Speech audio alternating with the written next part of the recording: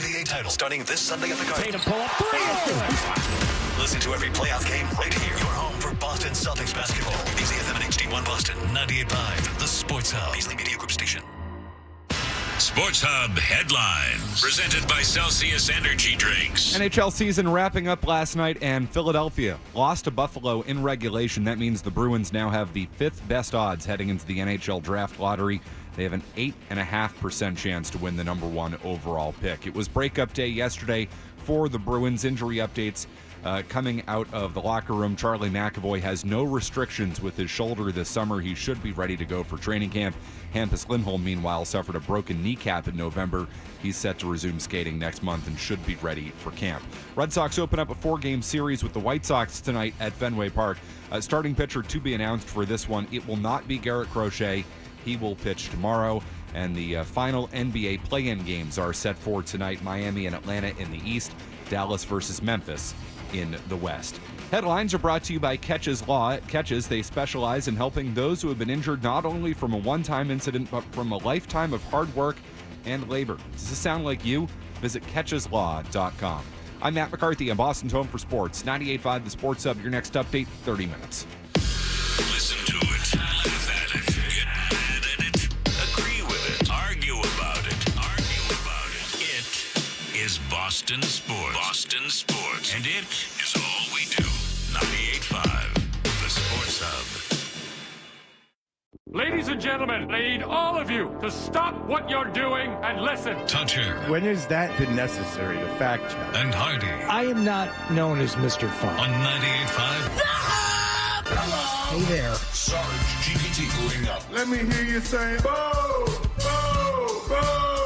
Crush me, mommy. Say my name. I'm a robot. I'm the son of the Pope. I'm a goddamn drag. Yeah, good luck, dude. Nothing like a good tushy. I love you. And I think you know that.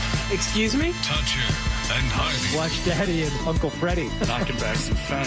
Having some fun. on 98.5 The Sports Hub. Let's go. Too much, maybe? Yeah. Hey, good morning, everybody. Good morning. Hi, James. I know you're giddy about the whole situation and going down in Vegas. Yeah, I know. You're just motorboating everything. That's right.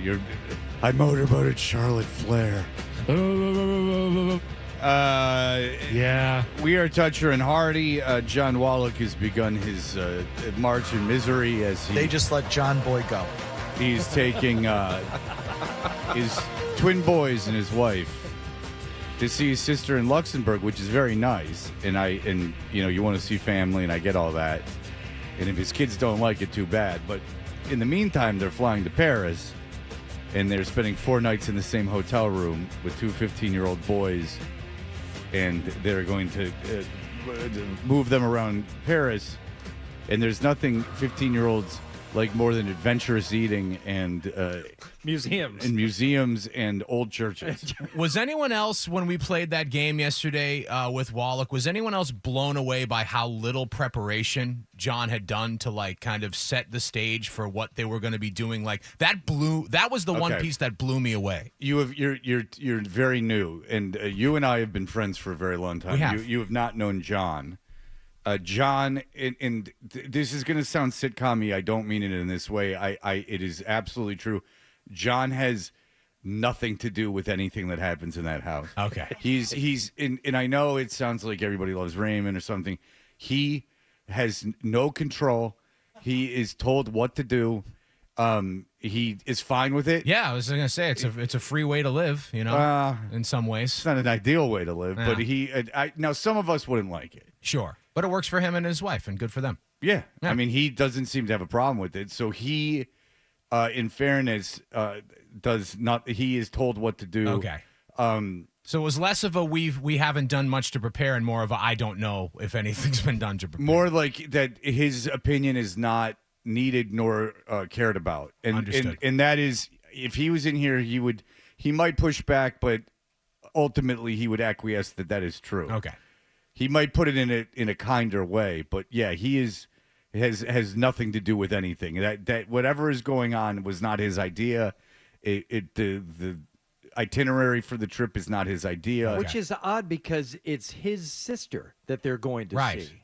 So Right. you would think he would have, like, because we kind of take turns in my house. There have been some vacations that Marcy has planned entirely, and I think we both have like perceived veto powers over certain activities and things. Like, we're going to stay in an Airbnb, and I said, no, thank you, no, let's do hotels. I don't care for the Airbnb thing. But other than that, and then there have been ones that I've planned like entirely, and I'll run it past her. What do you think of this? What do you think of that? Great, and it makes for more of a vacation for the other person. You don't have to stress about it. I'll tell you when we're going to the airport, and here's what I've decided, and this looks good. I'm going to book everything. But I don't think that happens with John. I think he's told where. No, he's told what to do and to do everything. So when I was married, we actually had a pretty good thing. Like I would go, like we'd decide where to go, and then I would go to her. She was really good about, my ex-wife was really good about like maneuvering things, like getting us kind of better stuff than we should have gotten for, like, she was good at like not haggling is so much as like finding out, like, okay, you have this American Express card, this gets us like an upgrade at these hotels. Like, so she was really good at that. And then she would report back to me and I would go, okay, this all sounds good. And so it was a good dynamic. I could obviously veto everything. I was paying for it. But in John, I think John's wife probably makes more money than him, which I think is also part of that dynamic. Ooh. So, I mean, she's a CPA and John does headlines. You would assume that she makes more money than him. Maybe that's why Cedric Maxwell likes her so much. He just views her as being, businesswoman in control with a lot of cash. Well, I need an accountant that can work for me year round. So if you know, and no one knows anyone, but if anyone knows anyone, I don't need. You really need a staff at this point. You need, you need like live-in staff. I It's an had intern. So there's a guy Eric Von Hessler. He works in Atlanta. He's a good guy. He does like AM radio now, but he was on this show called The Regular Guys. That was like a shock jockey kind of show. They were successful in Atlanta, and but Eric Von Hessler, they were successful, but they weren't like superstars. And Eric Von Hessler had an assistant, and I found it fascinating. The assistant, he had this woman that would come in. She was his like full-time assistant, and she would do things for him and like come into work and be his assistant there. And she was like an assistant at the house. And I'm thinking, I mean, you're paying this person probably, what this is like the aughts. He's probably paying this person $35,000 a year. Like, how the hell is this going on? Because there's no way he was making anywhere near $1 million. So I don't understand how you're giving someone $30,000. And I don't think you can LLC that because you're getting paid by another. I don't know. And then you're.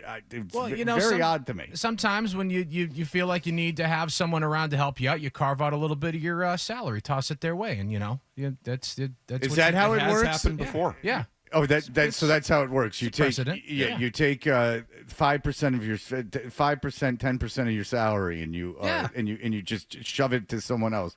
Okay, that sounds like a wise expenditure of money. So You should try it sometime. I really should. So you're not interested, especially with the alimony and child support. I should really start working on that. But so the idea is to save nothing. The idea is to Right. The idea is to be in a constant state of financial panic. I get it. Yeah. Very good. That sounds like a good plan. Not one that I would enjoy, but it sounds like a good plan. What? See, me, What I are you like gonna putting lay- the money away. What are you going to lay awake at night thinking about how you have no savings? That doesn't seem like you. Yes, I would like. I was, my parents lost all their money when they were 40 because they got scammed by, like, they had a really bad financial person that put all their money into like weird investments, like a cattle ranch in somewhere and like this grocery store thing. Like it was like really weird. And my dad, they lost like all their savings, so my dad became obsessed with managing his own money, and then ended up being able to build his money back up. But my father would sit in the dining room. We had a house that you walked in, and there was like very small foyer, and then you could walk into the kitchen and then the dining room, and then remember living rooms, where you would have a living room, and you would walk. Say it was, I don't know, 400 feet, and he would walk in circles in his underwear, pacing around and around and around in a circle. And then he would sit at smoking and drinking at the dining room table with these Morningstar mutual fund prospectuses. It was before the internet came out, and he would sit there and do that. I don't know, 12 hours a day, Saturdays and Sundays. Because he didn't trust anyone anymore. Now he's got a guy managing his money, but he didn't trust anyone. So that is my experience with money as a child. So. And again, he made plenty of money. I'm not saying we were poor, but he made plenty of money. We just lost all his savings. And so I just remember this incredible tension in the house. And none of that shaped your anxiety or fears about money as an adult. I mean, seeing that as a young person, I'm sure had no effect on you whatsoever. Oh, it had many negative effects. I don't think the money thing is one of them. I think that the idea of passive income and saving income and not getting cute with it was actually a good lesson to learn. Maybe. Well, no, don't go around getting Robin Hood and day trading. I think that was a pretty good idea. Oh, there's money to be made, Fred. Oh, yeah. I have Robin a couple Hood of prospecti that I could show you. Unless they feel that the trades like in the GameStop thing are not worth it, and then they won't honor them. There was a guy that Marcy worked with in Vegas, and believe it or not, Vegas is full of these stories, but another sales guy at her TV station who quit his job as a salesperson to become a day trader. I'm like, oh, okay. This is about 99, 2000. And I'd say, good time to get in. Yeah, I'd say day trading was probably maybe in its, infancy to golden age. This right is around like that tech. time. The tech boom is still going on a little bit. The .com thing is coming around, and the internet is widely available and getting better. So this guy is going to be a day trader. We're like, wow, good for him. So we're at the Hard Rock one night for a show. We used to have to go there probably once a week for concerts and stuff. And Fred, you remember that era? We were out all the time. Yeah, 3 days always a week. going to shows. Yeah. And we see him walking around the main casino floor at the Hard Rock, and he's got his thumb and his middle finger spread apart as far as he can, walking around with 2 stacks of $100 and $500 chips in his hands, like, oh, well, look at you. And he kind of like avoided us a little bit. He's like, yeah, just having a night out. He must be doing very well in his day trading. No, he had gotten a bunch of people to invest money with him, and he was out gambling it, and he went to prison. Bye-bye. He's gone. Mini Madoff is what you're saying. Yeah, at a very, very small scale, probably with a total of $50,000 in investment funds, but he pissed it all away. So that's what I think happened to my parents. Is one of my dad's bosses was this dude who made a movie in Hollywood, and for tax purposes, it was never released. He drove a Ferrari. He had the little brown jug horse, and I think that he had like a quote unquote hedge fund manager that he got my dad involved with. Good. And I think that's more of what happened. I think it was kind of something like that, and they blew all the money. Dan is an interesting story from yesterday. Dan, go ahead. Okay, this was kind of glossed over yesterday. Hardy mentioned that hotels are used for things that he wouldn't do in his marital bed. And then again this morning, he just mentioned, Airbnbs, no, I need a hotel. So do you need the cook, sir? Is there some weird things going on? What does Hardy do in a hotel that he doesn't do in his marital bed? I need to hear this. Thank you. I think if you're engaging in any kind of intimacy, it can be an issue if you do something that's like really wild and you have a really good time, having to go back into that same room the next day and fold laundry. There's just something odd about that. You want to have that separate maybe from your domesticated day-to-day life. So yes, I do find hotels allow for a little more freedom, a little more fun. It has nothing to do with the Airbnb situation. I don't like living in someone else's home and having to follow all of their rules. And there's sometimes you have to do it. If you want to go down the Cape for a week and you want to stay at a house, all right, there's all these rules of the house. But I never really like it. I don't like it as much as a nice hotel.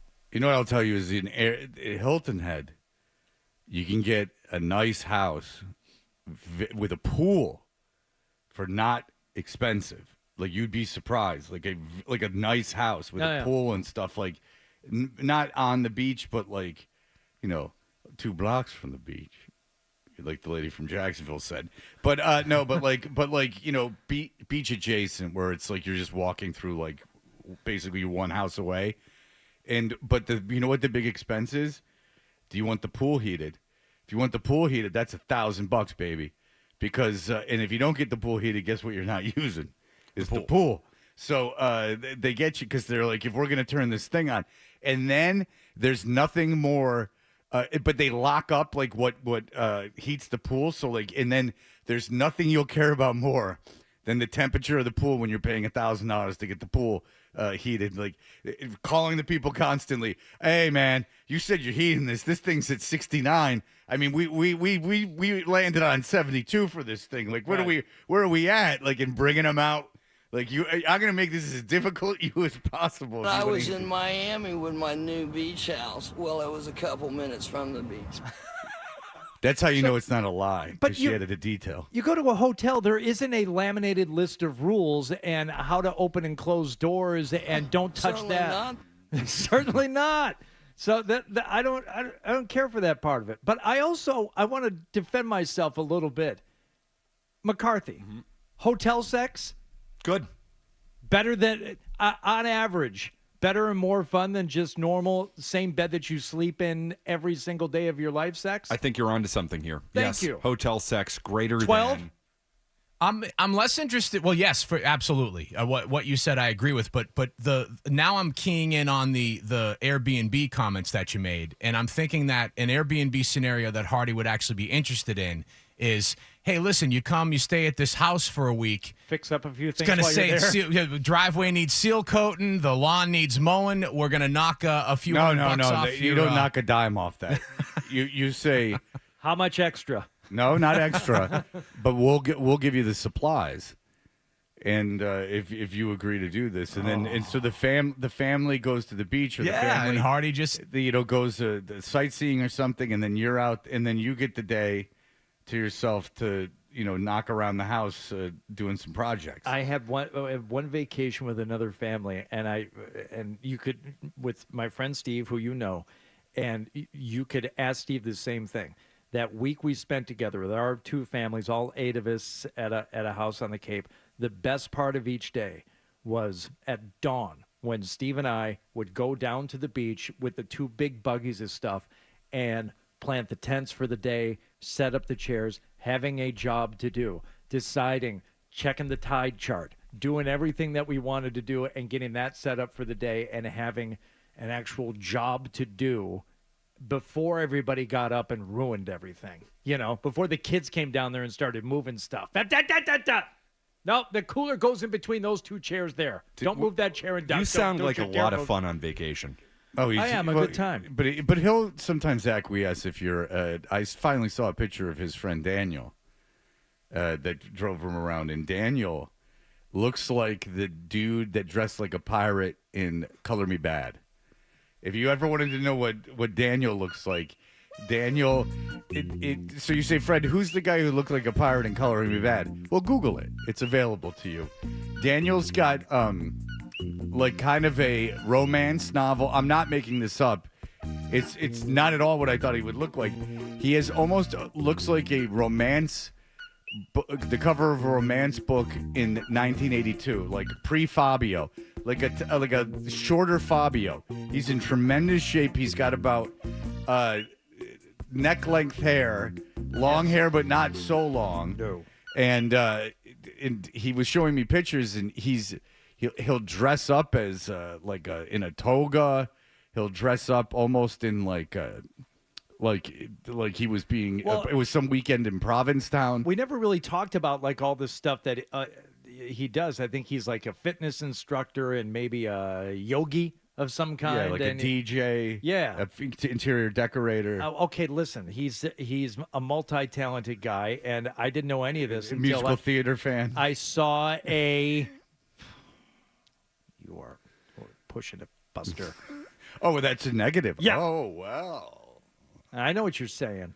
So he seems like he's a homosexual. I'm saying that I didn't know any of this until because I never go on Facebook anymore, but I was on there looking for something. I'll still pop on, but I don't post anything. I don't reply to much, but I saw you have one new friend request, and it was from Daniel. I said, oh. So we became friends. I started going through his photos. He's got this whole other life that extends beyond driving me and my family around Puerto Rico. He's the Truman Capote of Puerto Rico. Or Zoe would call him Capote. Capote. Have you seen that movie Capote? That's good. Oh, that's really ignorant. Not knowing that name? Oof. He's a man in his mid-50s or late 50s. I don't. How the hell does he not know Truman Capote? Are you surprised? Here's an ongoing game. A little bit. Really? Actually, Okay. yeah. Because Should you be? Hardy, you've worked with him. Should you be? I mean, he was alive when Truman Capote was still like a doing stuff. Like probably when he died. So here's a fun game we can play, and this will be ongoing. McCarthy, you can set a total right now, and we go over or under.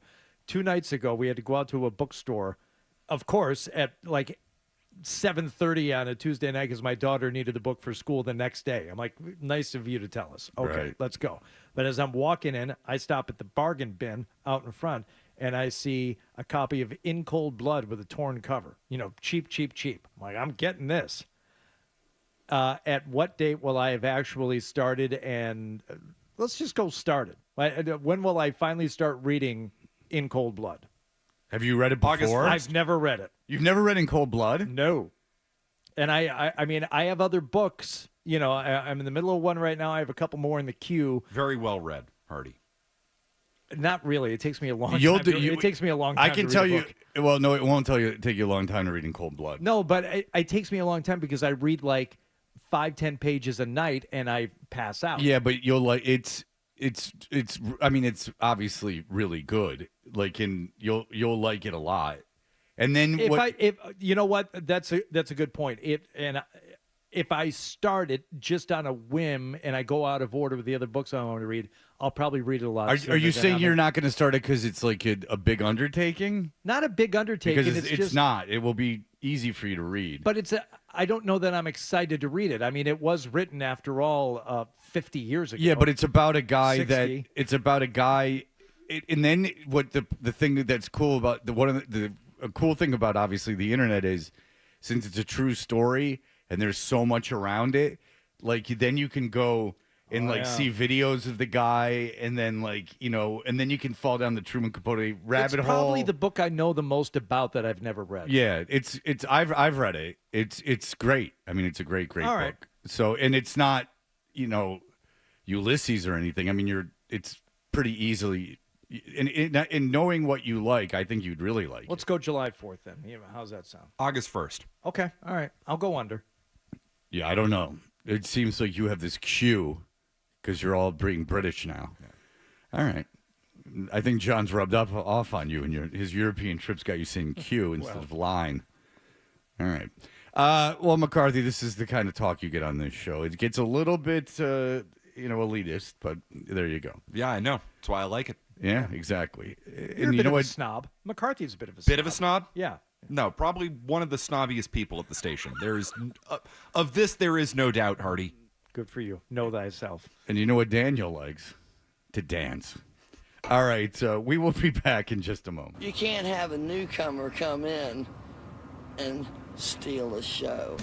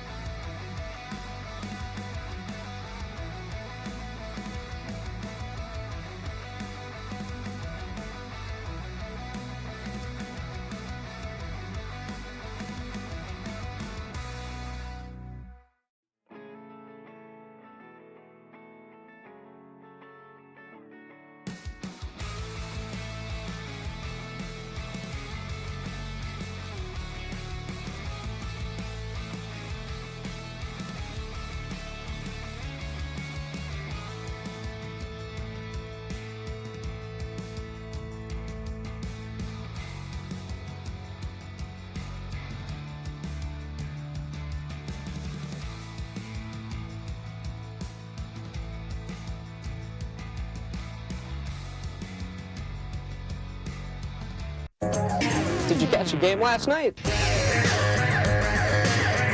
We have a problem that I'll get to in 1 second. What happened last night is brought to you by Leonard Hair Transplant Associates, where your hair doesn't have to be a game, but what happened. So change your lettuce and change your life with Dr. Matthew Lepresti at 1-800-GET-HAIR. A lot of people are sleeping on the job. The cast of the Jersey Shore Family Vacation was filming at Fenway this week. See, Mike the Situation, whose book I listened to. Yes. And will change your life. JWoww, Snooks, who we've had on the show, Deaners, Vinny, and Ronnie, who's back. Ronnie, who is the white whale of the Jersey Shore. We're all here. And they were out, like, on the town, and no one said boo. This is news to me. I'm not in the Jersey Shore. Well, I'm reading it. Do you read the Patriot Ledger? Because that's where I'm reading it. Do you read the? I mean, if you don't read the Patriot Ledger, then I don't know if you're if you're going to be All right, Fred.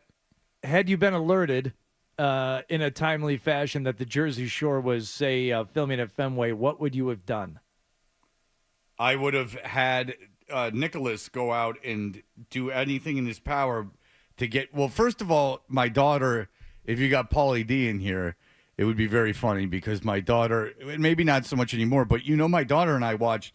We don't watch it anymore. I remember it was a big thing for you guys, and Pauly D was a big when he would come and DJ. You tried to get him on the air a few times. And yes, and we always failed because he's above it. But we would, but we did get Snooks, and my daughter and I watched Jersey Shore front to back, like the real Jersey Shore, not the family vacation, front to back twice. That's how much we enjoyed it. And Pauly DeVecchio, who's from Providence, remember that. That's right. He had a show in Everett, which I'm sure was. I mean, Pauly D comes to Everett. It's going to be no pun intended a situation. Very good. And well, I didn't mean it that way, but I'm just a little too clever. It was excellent, spot on. So I don't know why no one was on the ball with that. I don't know why I was never in Slack. You're the only one who cares. Yeah, but people know I care, and you are here to serve me. Yeah, the news, and then now Jersey Shore Family Vacation's gonna be on, and we could have been a part of it. I guess you guys aren't interested in promoting the show. Yeah, that probably would have been very, very good for us. If you don't know, Snooki talked about the cast trips on the season 8 podcast, the Meatball Pod. You ever watch that show? Which I know Ryan is the big Meatball Pod listener, and I don't know why he didn't pick up on what they were talking about. Maybe you're behind in the queue. Ever watch it, McCarthy? Jersey Shore? Yeah. Yeah, when it came out. Oh, okay. I mean, 10 years ago, 15 years ago. The show hasn't Close yet to 20 years ago now. We watched it in college. I kid you not. We watched it in our media aesthetics and analysis course. Oh, boy. Well, it's funny. I think it might, because we had Breer on, so it might have been right when Jersey Shore might have come out in 2009, maybe earlier, but we would do a break on it. Like, we were obsessed with it, and Mike Thomas, who at the time was the program director, was like, why are you talking so much about this? And then we're like, because it's huge. Yeah, you called it. December 2009. That's when it debuted. This is like the biggest reality show of all time. Yeah. I mean, it is. It's inarguably the biggest reality show of all time. It's bigger than The Real World. I mean, it's they're still doing it, for Christ's sakes. Who watches it anymore? No one. But yet it's still happening.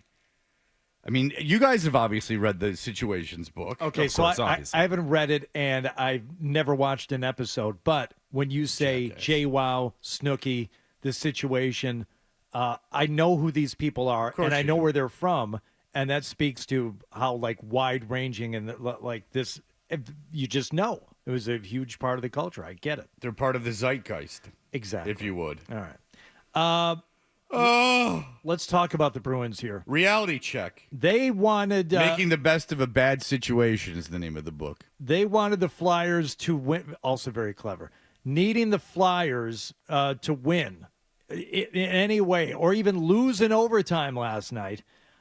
So they would the Bruins finish with the fourth fewest points in the NHL, and they could have locked up the number 4 spot. Plus, there's more to it. Like Ty Anderson got into it yesterday. Like if they not in the top 3, they can't now get like the 4th pick. Like it would be 5 through 7. There's like some other thing that's damaging to their draft position. Like maybe they can get the first pick, but they can't get 2, 3, 4. I don't know how exactly it works, but they're eliminated from, like, it would have been much more, other than just the better chance at the number 1 pick. Right. It brings them down to a lower group of possible picks. Right. Well, the long story short is because of the way the game ended last night, the Bruins will go into the lottery with the 5th best chance to pick first, and will draft no lower than 7th overall in the first round. And what did Ty say? It's a 5-player. Like you want to be in the top 5? He said you wanted to be in the 5 or 6 at the lowest. Once you get 7 and below, he yesterday he was saying that becomes not a lot of value there. Yeah. I'll have to dig in and do my own analysis of that. I'll take that with a grain of salt. Bruins, either way, were packing up and getting all their stuff stowed away for the season. And players spoke yesterday, among them Jeremy Swayman. The learning that I had this year, just with the games played, that was awesome, and just getting to know my body, knowing where my mental's at, and wanting more. And put a mirror on the floor. If you want to get to know your body, you put a mirror on the floor and you squat over it. See everything. Yeah. You know what you see? The old taint. I take accountability. I wanted to play better. I know that I can play better, and that's something that I can't wait to work on. And this team is going to be a lot different next year. It is. A lot of you guys aren't going to be on it. That's right. Maybe you'll win. Are you going to be ready this year? Are you going to, I don't know, like actually show up for summer workouts and stuff there, Jeremy? It's a long season. One thing that I really want to be is get another coach fired. A goalie that can stay in the moment and really focus on the here and now and not let past. It's a long season. I mean, you go through a couple coaches. I mean, there's a lot of change. Back to my present, I think, moving forward, I can't wait to be a part of training camp and use it as an extremely valuable piece to start a season and compete. Obviously, getting to know the guys right before the season starts and setting the standard. I can't wait to be a part of it again. Oh, good. Again? A part of it again? You could have. You could have been there. Acting as if you were there in the first place. So we talked about Charlie 2 years ago. Oh, right. I mean, of course. We talked about Charlie Jacobs yesterday and the comments he made about Jim Montgomery, and then Ty was on, and Ty wasn't saying this was necessarily his opinion, but he said that around the team there was a belief that Jim Montgomery was not overly invested. And fine, okay, but even if that was remotely true, do something about that. I cannot believe they fired him that quick into the season. I can't believe it got to that point. And Ty was saying that maybe part of the reason was that they had been lowballing him for so long, and he was a lame duck coach. And if you're Jim Montgomery, you're saying, hey, I've had nothing but success here, and after 10 games of this season or whatever it was, 10, 12 games of this season, I'm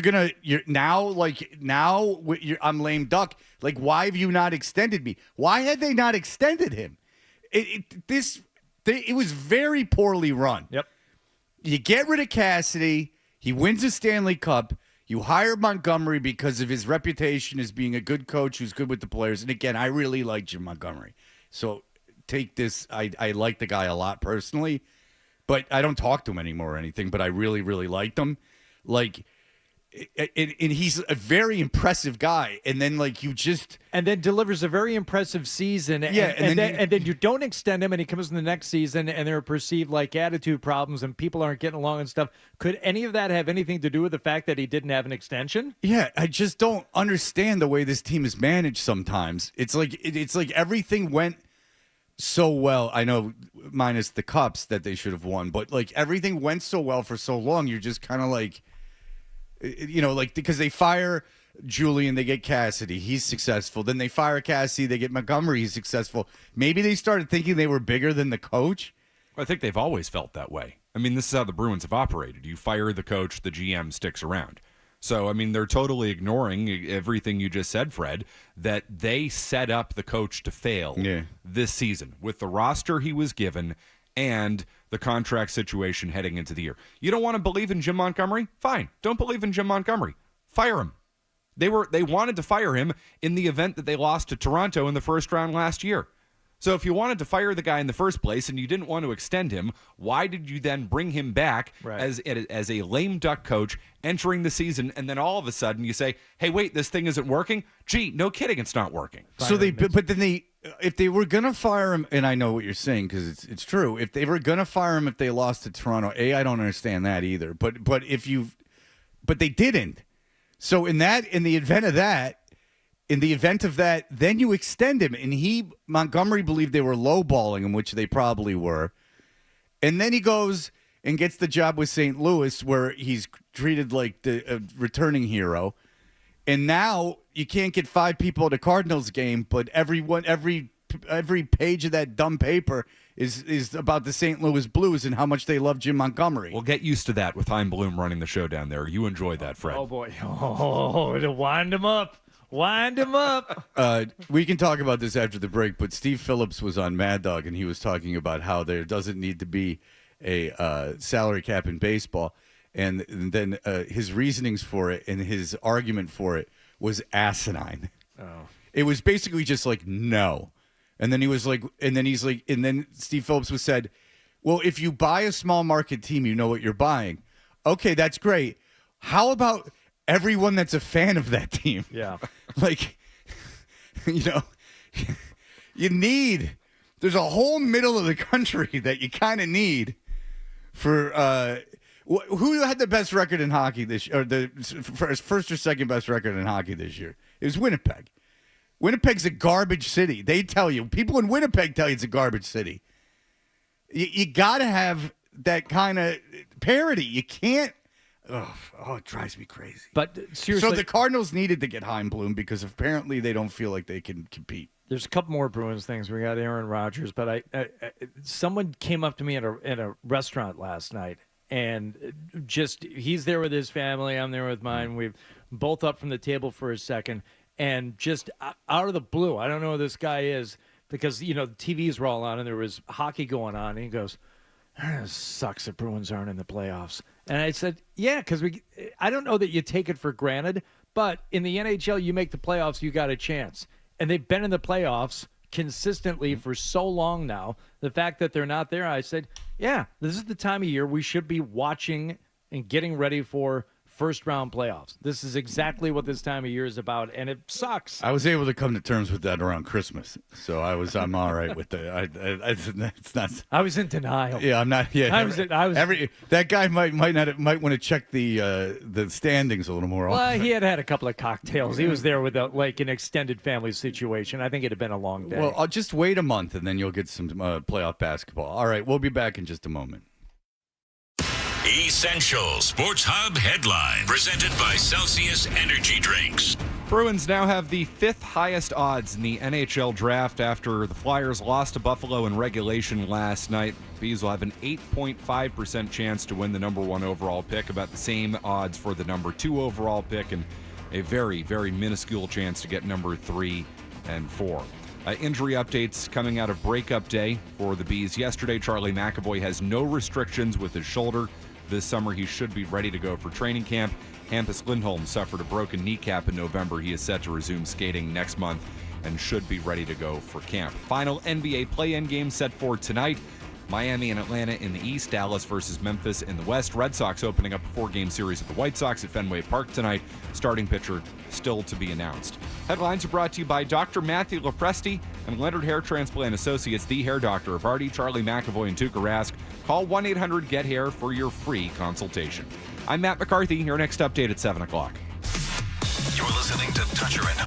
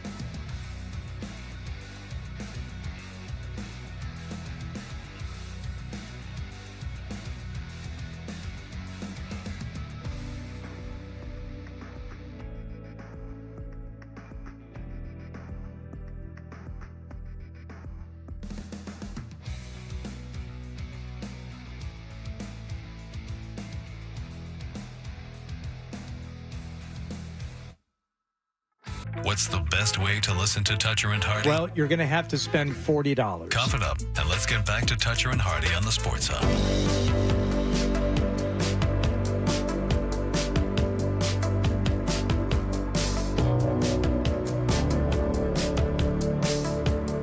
You want to take a call that's for you that I have no idea what it's talking about? It's not about you. It's just a question for you. Manny, I don't know what this is, but go ahead. Oh, it's Hardy. It's for Hardy. Hardy, I remember a few months ago you made fun of the girl from the Krakens, the Gallop and Gertie girl.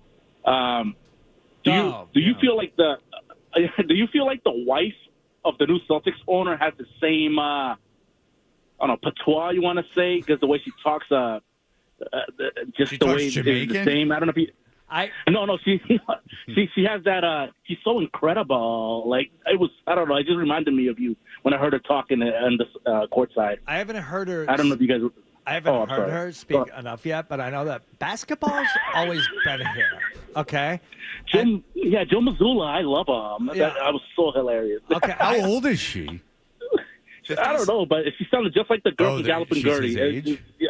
I haven't. I maybe I heard a little bit. It didn't. All right, immediately Ryan, get speak on to that. me, but Let's yeah. alienate the new owner as quickly as possible. But if she in any way invoked some of the Seattle Kraken girls' messages from the days I've read Auerbach, and my parents would tell me stories about Bill Russell, and my grandparents would tell me these. You see, you guys, seriously, basketball's always been here. Okay, you gotta listen. I think the caller's on to something. I don't know. No, I think he is. I'd have to hear it again, but I think he's on to something. That Kraken girl was something else. All time. Boy. I cannot believe they let her talk. If you days don't know what of we're talking about, Gertie, and all the water that would come up and like splash over the bridge, and like, seriously, you guys, it's all about hockey. Okay? So Hardy's talking exactly how she talked. So it was the announcement of the name, the Kraken, and she was talking in front of a big crowd about how announcing that they would be called the Kraken. And so you would think that you would get like Michael Buffer or something out there, or James Earl Jones when he was alive, because he was at that time, to go like, from the depths of the sea came a monster, and the city has embraced this monster, and now as it comes to the ice, the frozen water. But instead they just like, there's this Kraken fella, and it's this whole thing, and whatever. It's all about the history and the legend of this. Like, there's water, and there's the Puget Sound, and all these things. You guys, it's hockey. Okay, It's always been here. Hockey's always been here. And then he's like, no, it hasn't. No, This is we're happy very you have new. a team, but don't try. You're getting them, the Supersonics. You're getting them confused. Yes. Let's save some of the Aaron Rodgers stuff. I mean, Bert will be here in a little while. We can discuss more of it. But I did want to touch on a couple of things that the Bruins said yesterday, specifically David Pastrnak and Charlie McAvoy. First of all, with Brad Marchand gone, there was a bit of a leadership void. Pastrnak asked if he'd like to be named team captain. Listen, like I said, like the leaders I had around me, it was never about who wears the C or who wears the A. Everybody in the room is equal here, and we need to make sure that, that's one of the things that we have to find a group of the core again that's, willing to put the work in. And like I said, it's not about one guy. It's going to be multiple of us, and we need to be working together. And like I said, doesn't matter who's going to end up wearing any leather. But all right, leadership by committee. That's great. Would David Pastrnak make a good captain? And do you care? Who else? Well, yeah, kind of. Who else would be the captain? There's no one else on the team that could be. It can't be McAvoy, so that eliminates everyone. I mean, Pastrnak is far and away the best player. Why can't it be McAvoy? Because he's not that kind of person. And also, it's an insult to Pastrnak. Pasternak's so far and away their best player that there's a million reasons for it. A, he's far and away their best player. He's the only elite player on this team. Two, from all reports, everyone, even Jaffe, I think, McAvoy doesn't have the personality for it. He's just not that guy at all. Pastrnak is despite reports, he's like a gregarious guy. I know he gets along with everyone, pretty much everyone. If he doesn't get along with Swayman or something, I can't report on that. But I just think that you have to make him captain. Who else would it be? Okay, but if your main objection to McAvoy is he's not that type of guy, I don't know if Pasternak's that type of guy either. Well, Pasternak's certainly more outgoing than McAvoy. I know that for a fact. Well, McAvoy also spoke about the Four Nations and the Four Nations. Always been here. They've always been here. We have both, by the way. Do you want to just listen to that instead? Sure. We are proud to give you the Seattle Kraken. Seattle is a city built by the sea, and our Puget Sound is notorious for its deep waters. As a child growing up here, I was always really proud of that. I was so proud of how deep the water was. And when we heard the rallying cry of the fans and we heard the undeniable passion they had for this name, we knew it was the one. We are the Seattle Kraken. Well, a little bit of a vocal fry. It's just at the end. All right. Okay, just for comparison's sake only, the new Celtics owner's wife. It's actually weird because I said at some point, like, Bill, you need to tell Joe that I'm obsessed with him. And he goes, that would actually be a little weird. Not at all. Fair. No, she's very natural. That's fine. No, actually, I'm not just saying it. I don't hear it. She's not talking in that way that sometimes females talk in that is a sing-song. You know, like if you see someone like presenting at a meeting, they'll be like, the quarterly reports are a little bit down from last year. See, it is, and it's ending every phrase with the question mark. Yeah, which I guard against too. It's like, what is your name? You're on with customer service, and it's your inclination to be like, Robert Poole. Robert Poole. No, I do that with my daughter a lot. I'm like, you're sing-songing it. Like when you read, you're sing-songing it. Like it's very important that you don't do that. Yeah, and it just I'm say like, things God definitively. Damn it, Zoe. Put a book on your head and walk around and say the rain in Spain, like Marcia did on the Brady Bunch. No, Cross your legs when you sit down. A woman reveals nothing. I have had this conversation because when she had to do the Midsummer Night's Dream thing, and she was kind of going ba ba ba ba ba ba ba ba, and I'm like, no. I'm like, let's nip this in the bud. Yeah. This is my responsibility as a public speaker, someone who commands a microphone in such a dominant way.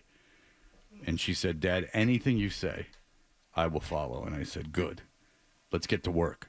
All right, when we come back, Bert Breer is already here. It's unprecedented times because I guess he's a McCarthy fan. He is here. We have an hour. Can't say I blame him. And who can? He's not alone. Bert Breer will be with us for the next hour. You're listening to Toucher and Hardy on the Sports Hub. Hi, I'm Sean Flaherty, managing partner at Catches Law Group. Catches Law isn't just Boston's hometown law firm. We're your neighbors. All of our lawyers were born and raised right here in these communities. With 40 years of experience, we've fought for justice and helped thousands of Bostonians win over $2 billion. We're not just here to win cases, we're proud to give back to the neighborhoods that raised us. Visit catcheslaw.com today and book your free consultation. There's no fee unless you win. Maz here. Gravely's Mow the Distance sales event is back. Take advantage of up to $1,000 off with special financing. Whether you're a landscaper or a homeowner, don't miss out. Get a Gravely zero-turn mower like I did, and I've never been happier. With a Gravely, I know I can count on more comfort, more speed, more precision. Gravely has been shaping the American landscape for more than 100 years. They know mowers. So hurry, because the special Mow the Distance savings are only available through the 19th and only at your authorized Gravely dealer. Welcome to more. Matthews Pre-Owned Plus means more cars.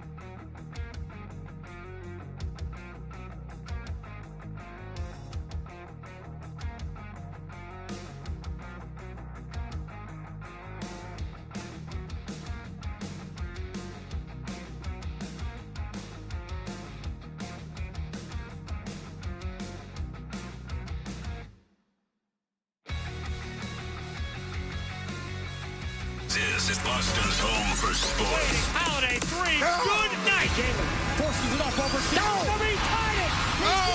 WBZFM and HD Boston 98.5, the Sports Hub. Beasley Media Group station. Sports Hub headlines presented by Celsius Energy Drinks. Bruins are now locked into the 5th best odd spot in the NHL draft heading into the lottery. That's after the Flyers lost to Buffalo in regulation last night, so the Bruins have an 8.5% chance to win the number 1 overall pick, about the same odds for the number 2 overall pick. Their highest odds, 44%, to have the number 6 overall pick in the upcoming draft. Some injury updates coming out of breakup day for the Bees. Yesterday, Charlie McAvoy has no restrictions with his shoulder this summer. He should be ready to go for training camp. Hampus Lindholm suffered a broken kneecap in November. He's set to resume skating next month and should be ready to go for training camp as well. Red Sox are expected to call up Hunter Dobbins tonight, that according to Mass Live, as they open up a 4-game series with the White Sox at Fenway Park. First pitch just after 7 o'clock. And the final NBA play-in games also set for tonight. Miami and Atlanta in the East. Dallas versus Memphis in the West. Headlines are brought to you by 128 Plumbing, Heating, Cooling, and Electric, the company that finishes every job strong. If your home or business has a plumbing, HVAC, electrical, or drain issue that can't wait like mine did, you need to call 128 right now at 888-CALL-128. I'm Matt McCarthy. I'm Boston's home for sports. 98.5 The Sports Hub. Your next update, 30 minutes. Some people play the game. KJ LeBron. Blocked by Horford. Some talk about Let's it. welcome to the Sports Hub Celtics show, by the way. Jim Murray, Chris Gasper. The Sports Hub Celtics Show with Murray and Gasper. Saturdays at noon on the Sports Hub. Toucher and Hardy. Such an fantastic explosion. 98.5 The Sports Hub. Yeah, retirement still could be a possibility, but right now my focus has been and will continue to be on my personal life.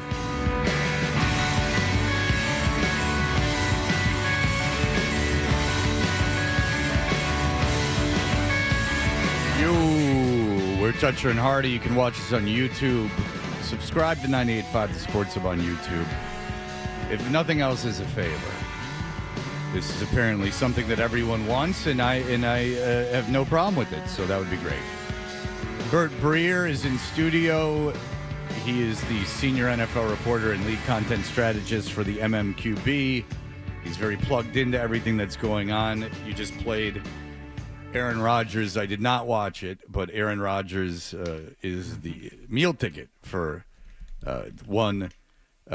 Oh, Jesus Christ, I even forgot his name. I don't care for him so much. The Pat McAfee. Pat McAfee. Pat McAfee, who is very interested in the habits of a 18-year-old random girl at Ole Miss. Did you know about that? What, the Ole Miss story Yeah. on the internet? Yeah, I mean, it legitimately went viral for a couple days, and then, I mean, it's like one of those things that was like a drive-by thing that was awful that ruined, I mean, like probably wrecked this girl's life, you know? I just, I talk crap for a living, kind of, but I wouldn't be comfortable at 50 knowing what was going on the internet with an 18-year-old girl at Auburn. Right? Like Ole Miss. I mean, the story's been out there, which is like that. Well, she's coming out and talked about right, it. That so she was the rumor was that, I think what it was like there was a rumor that there was a girl at Ole Miss who got caught sleeping with her boyfriend's dad, and then the internet sleuths did work and then pointed the finger at her. It wasn't like specifically her. It was like kind of like one of those like blind items that you'd see in like the Inside Track back in the day. Yeah, but And the then Inside people, Track would be about like Ernie Bach or something. Like Right. it wouldn't be like About, random like, some- Northeastern student slept with like a about dad. like a Tridelt from like Ole Miss. Yeah. Like there's a couple things about that bug me is because I feel very comfortable in that I wouldn't have even if I would have seen it, I would have been like, who cares? Yeah. And then B, I don't know how I would have seen it. First of all, I'm off Twitter now completely. I've finally just said it's not even worth it. There's nothing on there that I need. I think it's horrible for the country. In society in general. I mean, I worry about it with my kids. Like what it my can- kids have no interest in Twitter, which is another reason I'm not in it. Not Twitter, but social media in well, general. of course. Yeah. Well, that's a whole. Of course. Yeah. Well, as you should. It's Yeah. terrible. Yeah. But Twitter specifically, and my kids aren't interested in it.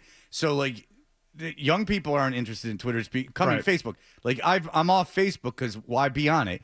And now I feel Twitter is that way too. And the best is when people email me mad about it as if they're Twitter. Like you can be on Twitter all you want. You're a speck in the universe. Like you're an atom in the universe of Twitter. Like your presence on Twitter is inconsequential. They defend it like Bitcoin. Or they compare it to this, and it's like, this is how I feed everyone. Yeah. Like, this is, like, I started a career. I worked very, very hard, relatively, to be in this position. I took bad jobs and moved around the country. Like, you know, I didn't just sit on Twitter, you know, under an alias making fun of stuff. I'm sure I've used this line with you guys before, which is like the superpower of social media is making it seem like 50 people is 50,000. Yes. If you have 50 people coming after you, then it can feel like there are 50,000 people coming after you, and that's not the reality of it. It amplifies everything. It makes something that's not very small feel very big. And this internet cry out, this it goes both ways. Like this, we talked about the guy who a lot of people come up to me just randomly, like in public, and talk to me about this. There's a guy, a Braves announcer, did you see it, who asked the girl for her number? Yeah. And then all these female reporters were saying things like, I legitimately have never seen anything this bad. like I can't believe this happened. Yeah. And it ruined like what was a funny moment. But beyond that, Bert, Jimmy Kimmel made the point, cut it out. Like you are making all of this happen. Like your outrage over everything that you see is making massive things happening, and you've created this whole opposition that would not exist if it was not for your manufactured outrage over everything. Save it for something important. You're crazy. Stop. You can't cancel people anymore. You can't cancel a comedian because guess what? You cancel a Dave Chappelle, say. Well, he's not going to lose his 20 million fans. You're going to piss him off. He's going to move to somewhere where he's not doesn't have to follow some corporate rule, and his whole audience is going to follow him there. Yep. This whole just cut it out. It's gotten to the point where all you are is just feeding the beast. Cut it out. The Holocaust happened. Okay, the worst things have happened. Like this woman reporter. Like I never seen anything like this. Well, yes you have. Yes you have.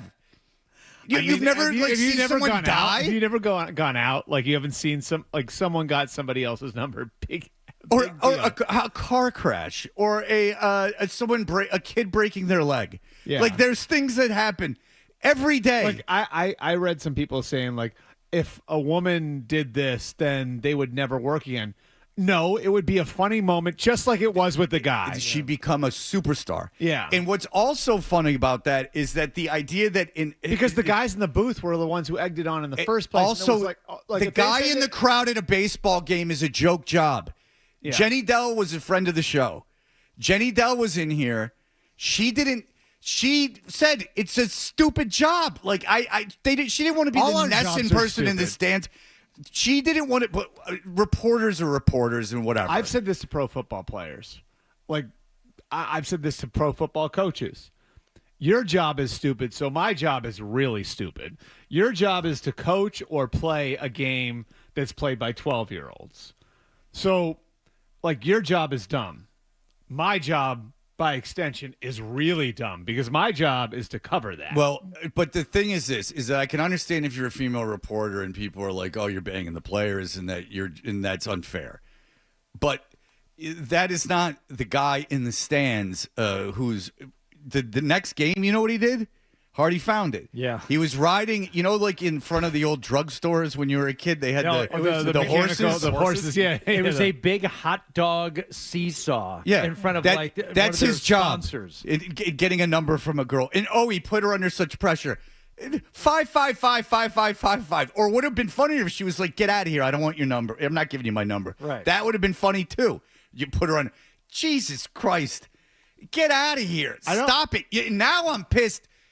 I acquiesced and played the game. And by the way, comedy changing and in taboos changing, that's the way things evolve. And the way society evolves, you got to follow it. That there are third rails, and if you're not clever enough to get around them, that's on you. But you're when you freak out about everything, even the littlest thing, you create this noise of you are completely irrational, and then it's weaponized against the actual things that are important in life. So when you create this sea of outrage, right, it just becomes white noise. Nobody can talk to anybody like a normal human being anymore, which that's the problem. But it's That's the also byproduct being of it. actively weaponized by politicians and media outlets against you. Right. So when everything you can't believe anything, and it's the craziest thing. These are like quotes. The craziest thing I've ever seen. Well, then when all this other crap that's really crazy is happening, it's just a sea of white noise. Look at the what do they call it? Like, look at the woke person, or look at the da da da. It just you've created this mess. You're complicit in this mess that society is. Thank you. I've said enough. So anyway, Pat McAfee. Aaron Rodgers is on Pat McAfee. Yes. And he was not pleased with the handling of his exit from the Jets. He was not. I did not hear any of this. You did not hear this. I just know that he said he played for $10 million. All right. Okay. I mean, the cold-blooded murder of Aaron Glenn in this interview was, honestly, he didn't give you a whole lot on his actual future, which is why everybody was listening. Right. Of course. Why, I had it's to the parlor trick of Pat McAfee. I rearranged my entire. The genius. The genius of Pat McAfee. I'm going to get everybody to watch thinking they're going to see and hear something, and they're not going to see or hear anything. Well, exactly. I rearranged my whole afternoon. Obvious, it's my job, right? Like to do that, like to pay attention to these things. So I rearranged my whole afternoon for him to say nothing about his future and just basically go on there to settle a score with the Jets. Okay, so you want to hear this, Fred? Yeah, sure. I figured that when I flew across country on my own dime, that there was going to be a conversation. And 20 seconds in, he goes, literally, I'm talking to the GM about something, and he leans to the edge of his sheet and goes, so do you want to play football? And I was like, yeah, I'm interested. And he said, we're going a different direction at quarterback. And I was kind of shocked. Now, not shocked because I didn't think that was a possibility. Listen, of course, they want to move on. That's totally fine. But shocked because I just flew across country. You could have told me this on the phone. So I said, huh? And he goes, we just want to know how you want it released, the messaging. And I said, why? And then he said, I don't want to be up in front of the room saying something and have guys looking back at you. Interesting. And I said, what does that even mean? Are you assuming that I would be in the back of the room during a team meeting undermining what you're saying? I said, you don't know me. And he said, you don't know me. And then I said, exactly, which is why I flew across the country to have a face-to-face meeting with you to talk about my experience with the Jets. What I thought was going to be a couple-hour meeting turned into like a 15-minute meeting, and I walked out of there. Now, does anyone not love Aaron Glenn? Does that not give you all the faith in the world that Aaron Glenn is in charge of that operation? I don't see one negative about that. Hey, hotshot, fly out here. Yeah, you sucked last year. Guess what? You're gone. How do you want this announced? Well, what do you mean? How do you want this announced? I don't know what you mean. Okay, bye. Good. If you don't care, then I'll just announce it. We'll just announce it that you're not our quarterback anymore. It does seem like he inadvertently rallied all the Jets fans behind Aaron Glenn. Inadvertently. That's taking care of business. You want a coach that no. I'm saying Aaron Rodgers. I know, but it's not. I don't think it's inadvertent. I think that he did it. Well, yeah, Aaron Rodgers. Did it. That's what I'm saying. My bad. I'm saying Aaron Rodgers didn't. He was trying to make Glenn look like a villain. What do you want? No, that's awesome. What did you want him to do? He knew what he wanted. He wasn't going to be swayed, and he brought you in. And out of courtesy, said, how do you want this announced? You're not our quarterback. There was no conversation to be had. He knew what he wanted to do, and they were moving on. That's awesome. I had not heard that before. And I think one of the things, the Jets are a joke. And one of the things that he kept hammering. And look, he said he's dealt with issues in his personal life over the last 2 months. Unlike all of us. And that's slowed down the decision making. And look, like everybody is more than like deserves the leeway in those sorts of situations. We don't know what's going on. Sure. And 100%, like I think we would all respect that. But then he goes in and he starts attacking everybody who's reported anything on him over the last 6 weeks. And at that point, it's like, all right, like, well, you left this vacuum. You didn't say anything. If you had said this in the middle of March, everybody probably would have like treated it like, okay, like we know this. But instead, like, what did you want everybody to do? Like, we're all going to do our reporting. We're all going to talk to the teams. We're going to talk to people who we think are close to you. And I think that's the issue. What he wanted to do was be loved. And that's obvious by what he said, what he wanted the Jets to do. Yeah. He wants everyone to kiss his ass. I've never heard any more evidence of it in my entire life. But that he thought it was going to be a 2-hour conversation. What's the 2-hour conversation? Then somebody dug up a tweet. You can find it. Somebody dug up a tweet after he said, like, well, why do you fly him across the country? There's a tweet from him from like 10 years ago that literally says in person more than over the phone. Oh, yeah. Wouldn't it look worse if they told him they didn't want him over the phone? Well, because then that would be the problem. Exactly. Right? Like then if they did it over the phone, then it would have been like, well, you could have at least done give me the courtesy of telling me in person. Now, Yeah. Bert, I will ask you this. If you're a team, take the Jets out of it, and you're a team and you know you want to move on from a player, why would there be a 2-hour conversation? There wouldn't be. There wouldn't be. You're not there to be convinced. If you have a good relationship with them, what might happen? Yeah. But you're not going to build up to it for 2 hours. The conversation, like if you have a good relationship with them, like there might be some stuff like, hey, yeah, but that's like a personal thing. Yeah. I'm talking about like Right. it's a business situation. You don't know someone. You're moving on from them. You fly him in to do him the courtesy of telling him face to face, or they fly themselves, which I'm sure was very cost prohibitive for him. And he flies in where he has a house. By the way, he lives there. He has.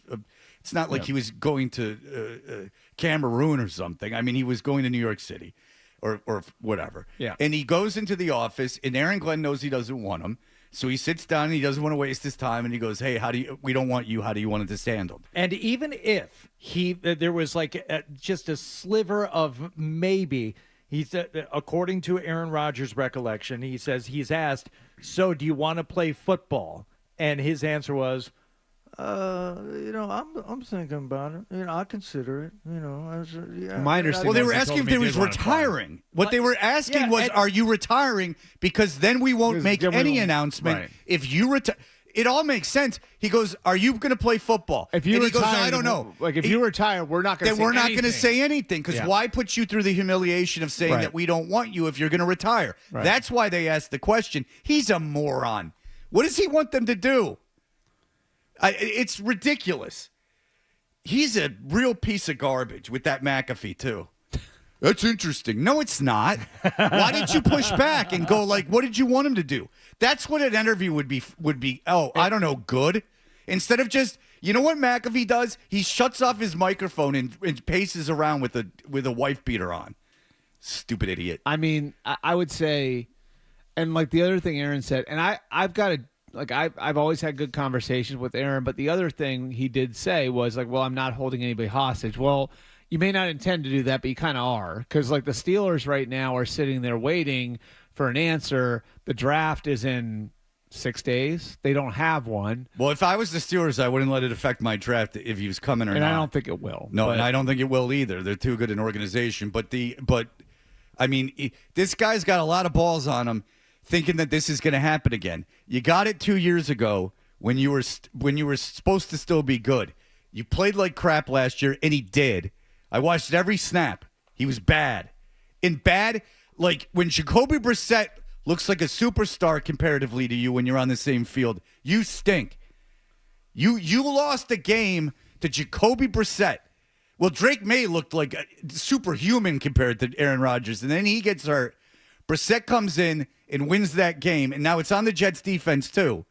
But Aaron Rodgers got a lot of balls on him thinking that holding people hostage. Shame on the Steelers, even though I don't think it's affecting what the Steelers are doing. Tell every team what he really wants. I want to sit around. I don't want to go to camp. I don't want to do anything. I'll just wait for your starting quarterback to get hurt after 3 weeks, and then you can call me and I'll come play. I think he wants to play for the Vikings. I mean, I think that, and I wouldn't be. I mean, I've sort of wondered, is there a scenario? Does he want to do the whole thing, Bert? Does he want to go to camp and he wants to be there and be part of the team? Play for the Vikings? I don't think that bothers him. I think he wants to go to camp. I actually think he does. I don't think that bothers him. Like I think the Minnesota thing's tricky because Minnesota wants to give J.J. McCarthy the whole spring. And so would it shock me if he decides he doesn't want to go to Pittsburgh and then retires to buy time and wait and see?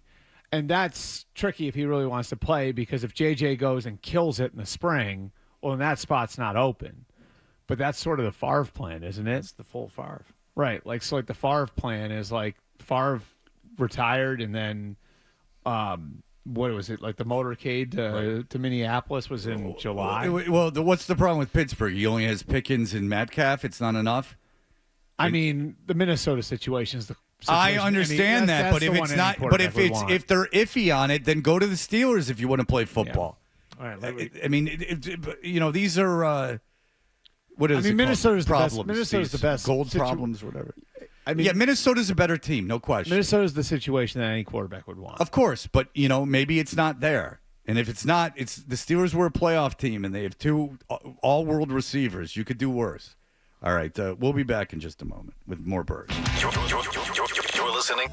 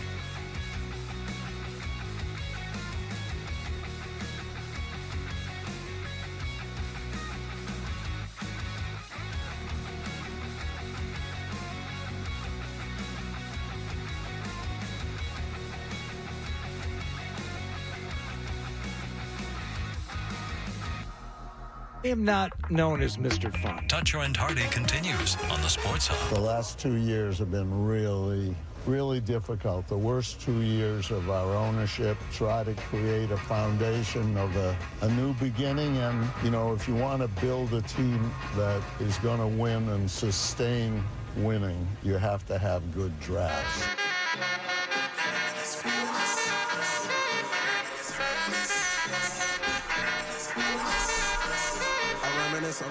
This is the second time I've heard this song when I didn't play it in the last, I'd say, 12 hours. Odd. Well, it's a good thing. A very good song. NBA Street, Volume 2. Oh, there you go. Alec, go ahead.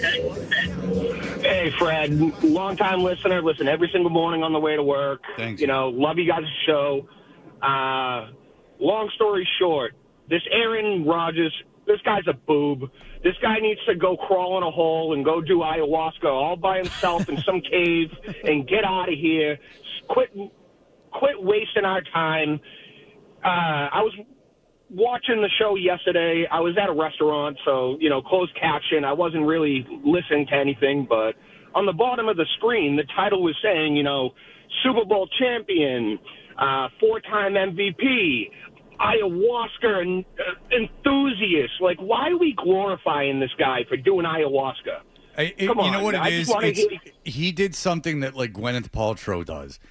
He did a hallucinogen, and he went to some far-off land to do it. You know, eat mushrooms in your basement. Like, it's enough. The ayahuasca thing is the fault of the media.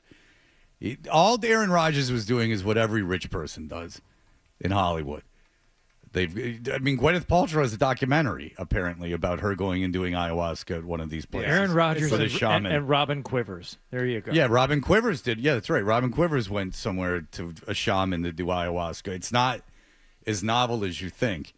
But he also did the Darkness Retreat, which is another thing, though, that, like, self-help gurus and stuff, like, it's like almost trite. It's something that Brady was involved in a lot of these things too. Yeah, he's rich. Yeah, like this stuff is what, like, I'm not super saying rich people do. ayahuasca, but like there was like rumors about like the anti-aging stuff that he and Giselle were involved in and all of that. They're rich. Yeah. They're rich and public figures. This is what people do. Yeah. I mean, what is it? There's like anti-aging drugs or whatever, right? That I don't people know. in I Hollywood take the Rome. I'm TRTT. I mean, isn't that right? Like, I think that's right. You're looking at me, I Bert? don't know. I think they just I'm just looking for someone who knows what I take testosterone. If that's what I think you're they talking do about. a I'm like Brady. spoonful of HGH in their coffee every morning. I think that's pretty commonplace. Well, I mean people in Hollywood. Yes. Yeah. Well, okay, I'll tell you this, is that I met Sylvester Stallone maybe 15 years ago. He's a great guy.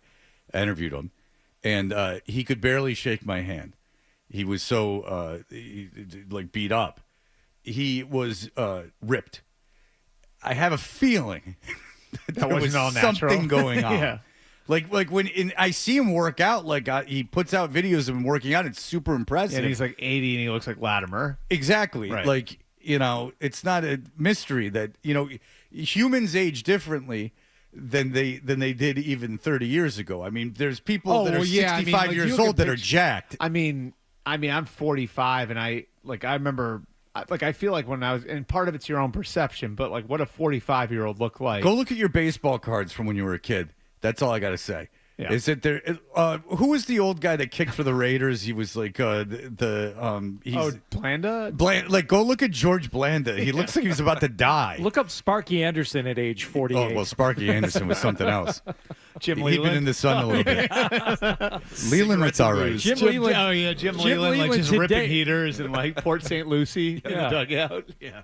There's a video of Harry Carey talking about Leland smoking in the dugout, and he's like, you know, how could you be against smoking when you're a manager? When you see a manager like that, loves it so much. He's like, it was like a pro smoking thing. Yeah. And it was like not long ago. It was like in the 90s. No, I mean, wasn't like Vlade Divac like taking down darts in the Lakers. Larry locker Bird room? was. Yeah. Larry Bird was smoking in the in the concourses. I know that and that was like the all the Eastern European guys would come over and they'd be smoking cigarettes in the locker room. Well, we all smoked. You could smoke in bars. Everyone smoked. I'm well, sure you smoked. I know Hardy did. I did. No, yeah, I did. I mean, like when everybody when at 1 a.m, everyone was a smoker. But when we were like kids, almost legitimately everyone was a smoker in college. when we were kids, your parents like everyone smoked. It just was something that everyone did. Yeah. And now, thankfully, that's not the case anymore. But that's it how is. it It was. is wild how that's flipped. Like it's like weird to see someone smoking. It's a weird cigarette to walking- smell a cigarette now. Yeah. Yep. Yeah. Yeah. And even I, who smoked even not so long ago, even I'll like see someone smoking now, and I'll be like, "Look at this fool." I do have like one of my college friends. Like every time we like go to like a Ohio State game or whatever, he shows up with a pack of Parliament Lights. He doesn't smoke anymore, but he just buys them for whenever we're hanging out. So it's not great having those around. Well, listen, Emily busted me smoking with him once, actually. Yeah. You know, I hope she really handed it to you. Well, it was since the you're a one thing. grown It was man. the one thing. No, she's great. Like you guys have been around her. She's awesome, but that's her one thing. She hates cigarette smoke. So that was the one that she was not pleased with. Well, it could be the Costanza way to get out of the relationship. Start smoking. Well, I love There it. you go. I'm addicted. All right. So let's talk. We played craft about the draft. So you're hearing. What are you hearing about the Patriots and who they are spending most of their time looking in on? Yeah, I think that this is probably going to wind up being chalk. Would be my guess now. 6 days out. And again, like people ask me like how, like, well, who would tell you what they're doing? And it's more like this time of year, me talking to all 32 and putting the pieces together, and it's their job to know what the other teams are doing. And I can't find very many people that don't think they're taking Will Campbell with the fourth overall pick. They have the other thing that I've heard, they have spent an inordinate amount of time with him. They had a 30 visit with him that was very early in the process. He emphatically has checked boxes with Mike Vrabel specifically. To the point where when, I was talking with somebody from another team who said to me, and I use this, I think I said to you guys last week, like that, like, I think Mike Vrabel is going to ask Will Campbell to move in with him after he drafts him. So like, I think a lot of arrows are pointing that way right now. Now, obviously, this isn't a perfect prospect, and I think we know that. Like, he's got narrow shoulders, he's got short arms, he struggled with some of the longer-armed guys in the SEC when he did have trouble, and he was fairly dominant. He did? Yeah, I mean, like, he was fairly dominant, but, like, when you did what and again, I'm not breaking down SEC line play, so that's not... No, but you talk to people who do. I'm talking to everybody who does. And what's come up is, like, with the guys that like when you break down the cut ups where he has struggled, it was generally with the longer armed guys in the SEC where they would get into his chest, they would be able to control him, and they would be able to hand fight against him. And like that's an issue. Like that's something like when you look at that, it's like, okay, like, is he a tackle? Is he a guard? And again, I brought up the name Brandon Sheriff before, which I think is a good one to look at here. It's 10 years ago, the then Redskins took him 5th overall, and he was a left tackle at Iowa. A lot of people projected him to guard. He went into camp. They tried to let him play tackle. He got beat out by Morgan Moses. And one of the things that came up in camp was he could not block Ryan Kerrigan. And so Ryan Kerrigan was a really good player at the time. They decided to move him inside to guard. No one would call that a miss. He made 5 Pro Bowls, became the highest paid guard in the history of football at one point. So he's a really good player, but he was a guard. And I think you have to, if you're taking Will Campbell 4th overall, you have to be comfortable with that as a possible conclusion. The other thing you could do, and I think that this is a possibility, is you play him at tackle as a rookie, and then maybe you go get your left tackle next year and eventually move him inside to guard. So you have that taken care of now, and maybe it's not perfect, but it's a lot better than it was, with the idea that eventually you're going to have somebody else playing left tackle. Okay, so say they don't sign Morgan Moses in the offseason. Yeah. If you were the Patriots, just based on who you talked to, didn't you take Membu out of Missouri because he's a surefire right tackle? I think Membu is still really raw. So that, I think, is the question with Membu. From the more I've sort of dug into this, the more it's like Membu is doesn't have the same maturity level that Campbell does as a player or as a person. So is he going to be the kind of pro you want him to be? Like, now, he's what going to have to grow into that a little bit. Can you nothing elaborate? Nothing bad, but just like, is he going to be the hardest working person in the building? Which I think Campbell, like, he's going to come in and he's going to be that. Right. And so, like, with Campbell, you're getting a guy who's going to be able to play right away. With Membu, there's more like, is it going to take a year or two for him to become what you ultimately think he's going to be? The really interesting thing to me, and like this is just, again, talking to people over the last couple of weeks, is that the two guys that are the most natural left tackles in the class are probably Kelvin Banks from Texas, who had some really bad tape against Georgia, but like 100% like fits like he's a left tackle, you know. And then Josh Simmons from Ohio State, who had a really bad injury, like worse than an ACL. It's a patella tendon. It's a bad injury for a big man. Cole Strange injury, right? Yeah, so like, and he had his medical recheck, which I heard was a little sketchy last weekend in Indianapolis. Plus, there's a character issue with him where he's another one of these guys. Like, does he have? He's from a rough background, so there's like a life skills question with him. Like, you're going to have to kind of hold his hand a little bit. Ohio State didn't get that out of him? Well, they tried. No, they developed him into maybe the best tackle in the draft on tape. Yeah. Say something about the program. They made him a tackle, but did they make him a man? Yeah. And that's why you send your kid to I don't know. Tommy's I don't Up. know how much. Why you send him to Michigan? I don't know how much more mature I became in my 4 years there. So, but you know what, Bert? I think that you liked it a little bit. Because I liked it a lot, yeah.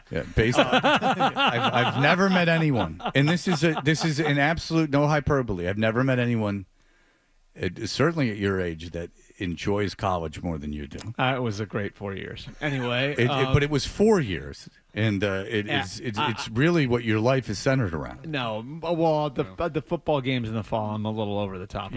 But you are very involved in that program. You love it. Anyway, so I would say he loves to move on from that. Anyway, I would say, like, you know, it's a tricky thing because there's no Joe Alt this year. Like, right. Joe Alt looks like he came off like an assembly line to play left tackle in the NFL. And so there's no one like that. And I'd even argue like Olu Fashanu from Penn State last year was more like that than what you have here. J.C. Latham from Alabama last year was more like that than probably anybody you have this year. But I think the closest thing you have to it, like, is A, a guy who doesn't have the best tape in Kelvin Banks, and B, a guy who's hurt and has maturity concerns in Josh Simmons. That's interesting. So, like, I think that part of it is kind of what makes it tricky, and I think that's probably why you just, in this case, I think you take Will Campbell, and I wouldn't argue with the pick because it is an investment back in your young quarterback, and like with your young quarterback going to year two, can you afford for there to be development time for that left tackle, or can you afford, if it's Simmons, can you afford, like, hey, he might not be ready. Sure. You know, so I like it. There's that I think. All right, let's break because there's more I want to talk to you about the draft. It's coming up on Thursday. Bert Breer is here with us. Here are the headlines. Essential Sports Hub headline presented by Celsius Energy Drinks.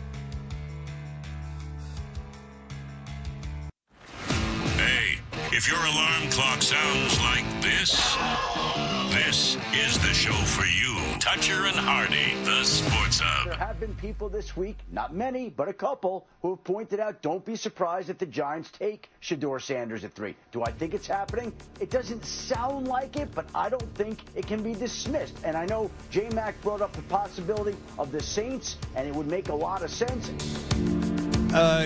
Bert Breer is here as we are, Toucher and Hardy, and it's Friday. I am interested in this. I hear people vehemently defending Shadur Sanders. In fact, on the way in today, I heard Rich Eisen, which I know why he's doing is because he's good friends with Dion, and he admitted it. But he's like, yeah, if you're looking for someone with a good arm that's a prototypical size and that runs a 4.6, this isn't your guy.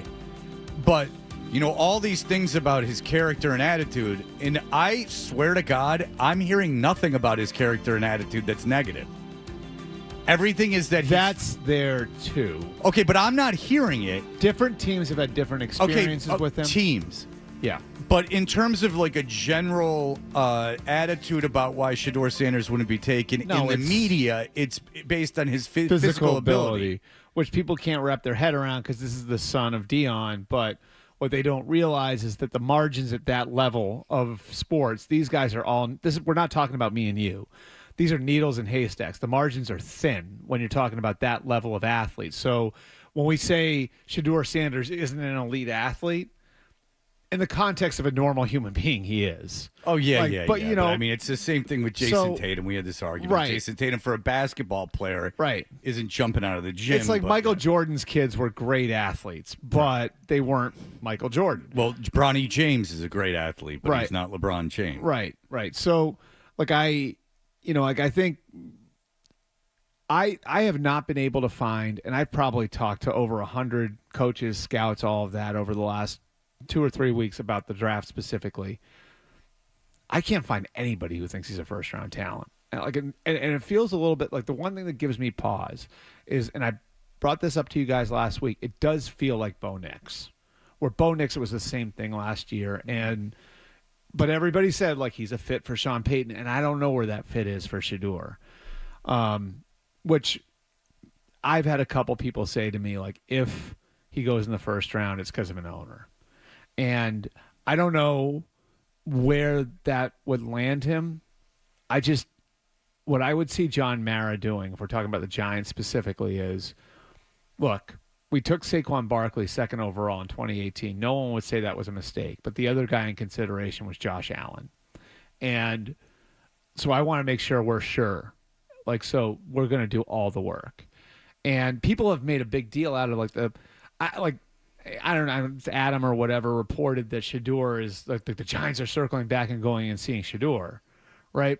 Well, they're also going and working out Jalen Milroe today, and they're working out Tyler Shuck at Louisville tomorrow. So they're doing all of them. If that news had got out that they're doing 3 quarterbacks in the last week, well, then the context of that's different than just. Well, Schefter's Shadur. also trying to sell the draft. No, of course, no. But I like, and that's not like I've been in that position too. I'm not blaming Adam here because sometimes you find out about one of them. But you don't know about the other two. But it behooves him to make it more dramatic. Anyway, but I think the Giants are doing all of their homework.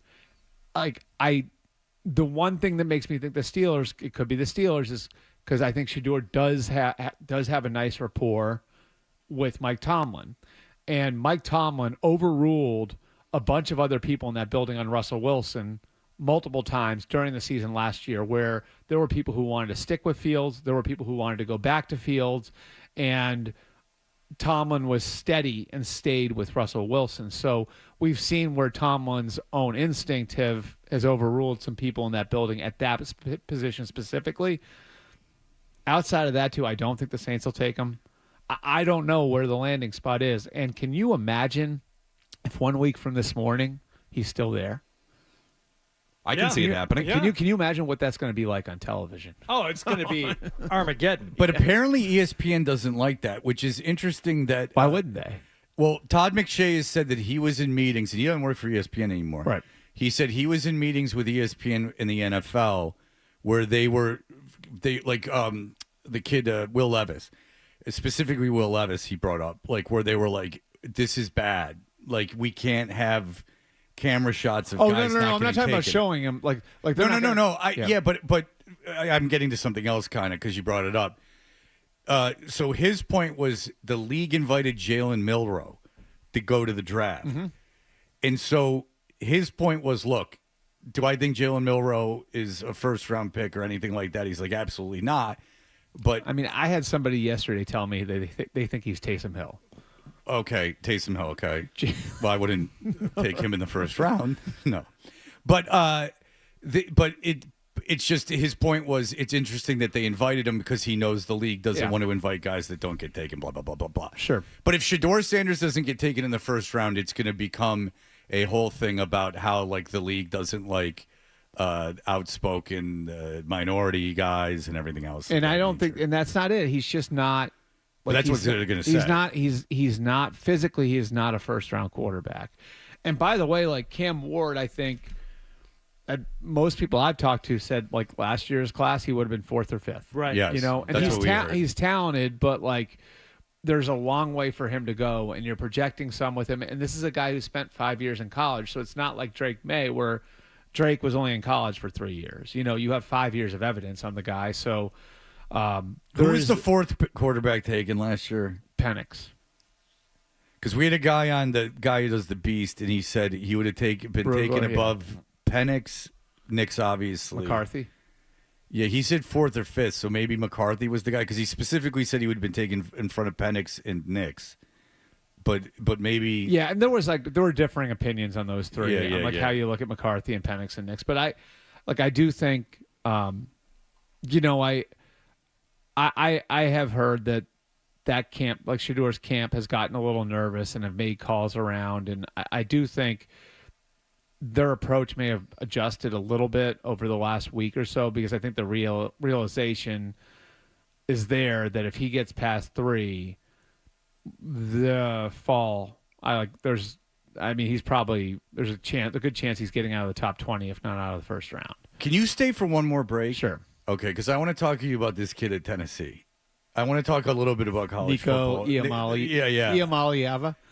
Does anyone have a problem with that if we keep Bert for another break? No, we can move what we're going to do at 8 to 8:45. That's not a problem. Do you care? No, we didn't even do the Bert Blast. The crazy thing is... Jesus Christ, and that's sponsored. Bert Blast! By Good Taste. Oh, we got a sponsor? No.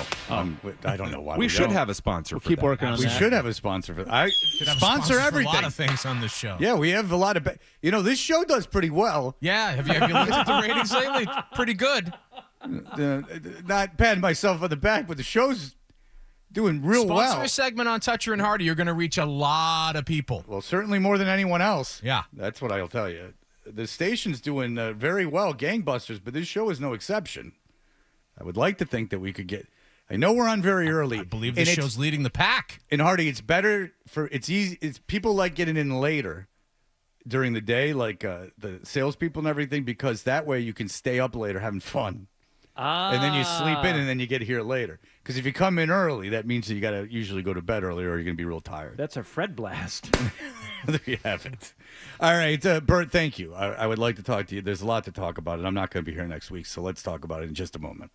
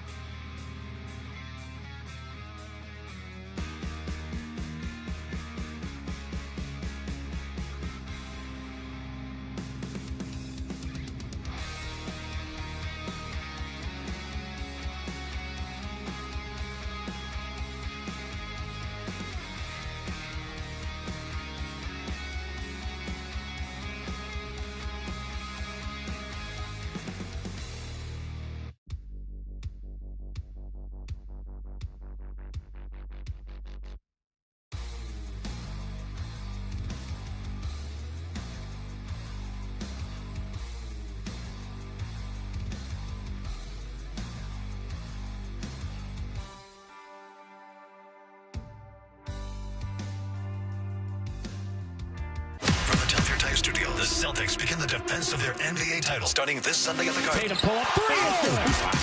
Listen to every playoff game right here. Your home for Boston Celtics basketball. Easy FM and HD1 Boston, 98.5, the Sports Hub, Beasley Media Group station. Sports Hub headlines presented by Celsius Energy Drinks. The NHL regular season wrapped up last night with the Philadelphia Flyers losing to Buffalo in regulation, so that means the Bruins have the 5th best odds now heading into the NHL draft lottery. They have an 8.5% chance to win the number 1 overall pick. Injury reports coming out of breakup day for the Bruins yesterday. Charlie McAvoy should be ready to go for training camp after suffering his shoulder injury in the Four Nations tournament. He has no restrictions this summer.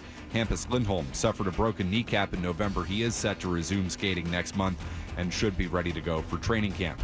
Final NBA play-in games are set for tonight. Miami and Atlanta in the East, Dallas versus Memphis in the West. And the Red Sox open up a 4-game series with the White Sox tonight at Fenway Park. Mass Live reporting that Hunter Dobbins will get the call up to make the start for Boston. Headlines are brought to you by the Massachusetts Energy Marketers Association. This past winter, they kept hundreds of thousands of customers safe and warm with heating oil and clean, renewable bioheat fuel. For more information about bioheat fuel and heating equipment rebates, visit massenergymarketers.org. I'm Matt McCarthy on Boston's Home for Sports, 98.5 The Sports Hub. Your next update in 30 minutes. This is Jaylen Brown. Jaylen Brown turns the corner. Finger roll is up and good. Score to the foul. Listen to home of the Boston Celtics, 98.5 The Sports Hub. It's called rising and grinding. Start your day. Got your finger on the pulse, Fred. Begin your Seldom right and never wrong. right here. Oh. Is that Dutcher or is that Target? Kinda looks like a poodle. It's an effing poodle, dumbass. The Sports Hub. Hey, we're Toucher and Hardy. Bert Breer has agreed to stay for one other break. Kevin, go ahead. Kevin. Oh, sorry about that. Bert, you actually covered a bit earlier for me, my apologies, on Josh Simmons. I was really hoping that Cleveland, being a desperate organization, or even the Giants now would have taken Sanders, which would have left a blue chipper, allowing us to trade back. My thought was Atlanta at 15. They're desperate for like a Carter-type guy, and we could have taken Simmons and picked up a first-round pick. But you've already elaborated a bit on his injury and his other factors, which I wasn't aware of. But what are your thoughts on even doing that and even getting like Connolly or someone, a true left tackle at that spot? And another top 50, top 30 pick. Well, I mean, I think if Carter falls to you, like the decision becomes academic. Like this isn't a guy without questions. The low lean body mass number is something a lot of teams have looked at as a predictor for injuries. He has a low lean body mass number. He's already dealing with a shoulder and a foot that could eventually necessitate surgery. Doesn't need it now. The character questions I'm a little less concerned about. There is some football character stuff, but this is a guy who played in the college football playoff with one arm, with a really messed up shoulder, and was the best player in the field against Boise and then against Notre Dame. And so I would be a little less concerned with that. If he falls to you, I think you have to take him, just because you don't have enough blue chip players, and I think they would take him if he fell to them. What are the chances he falls? Not great.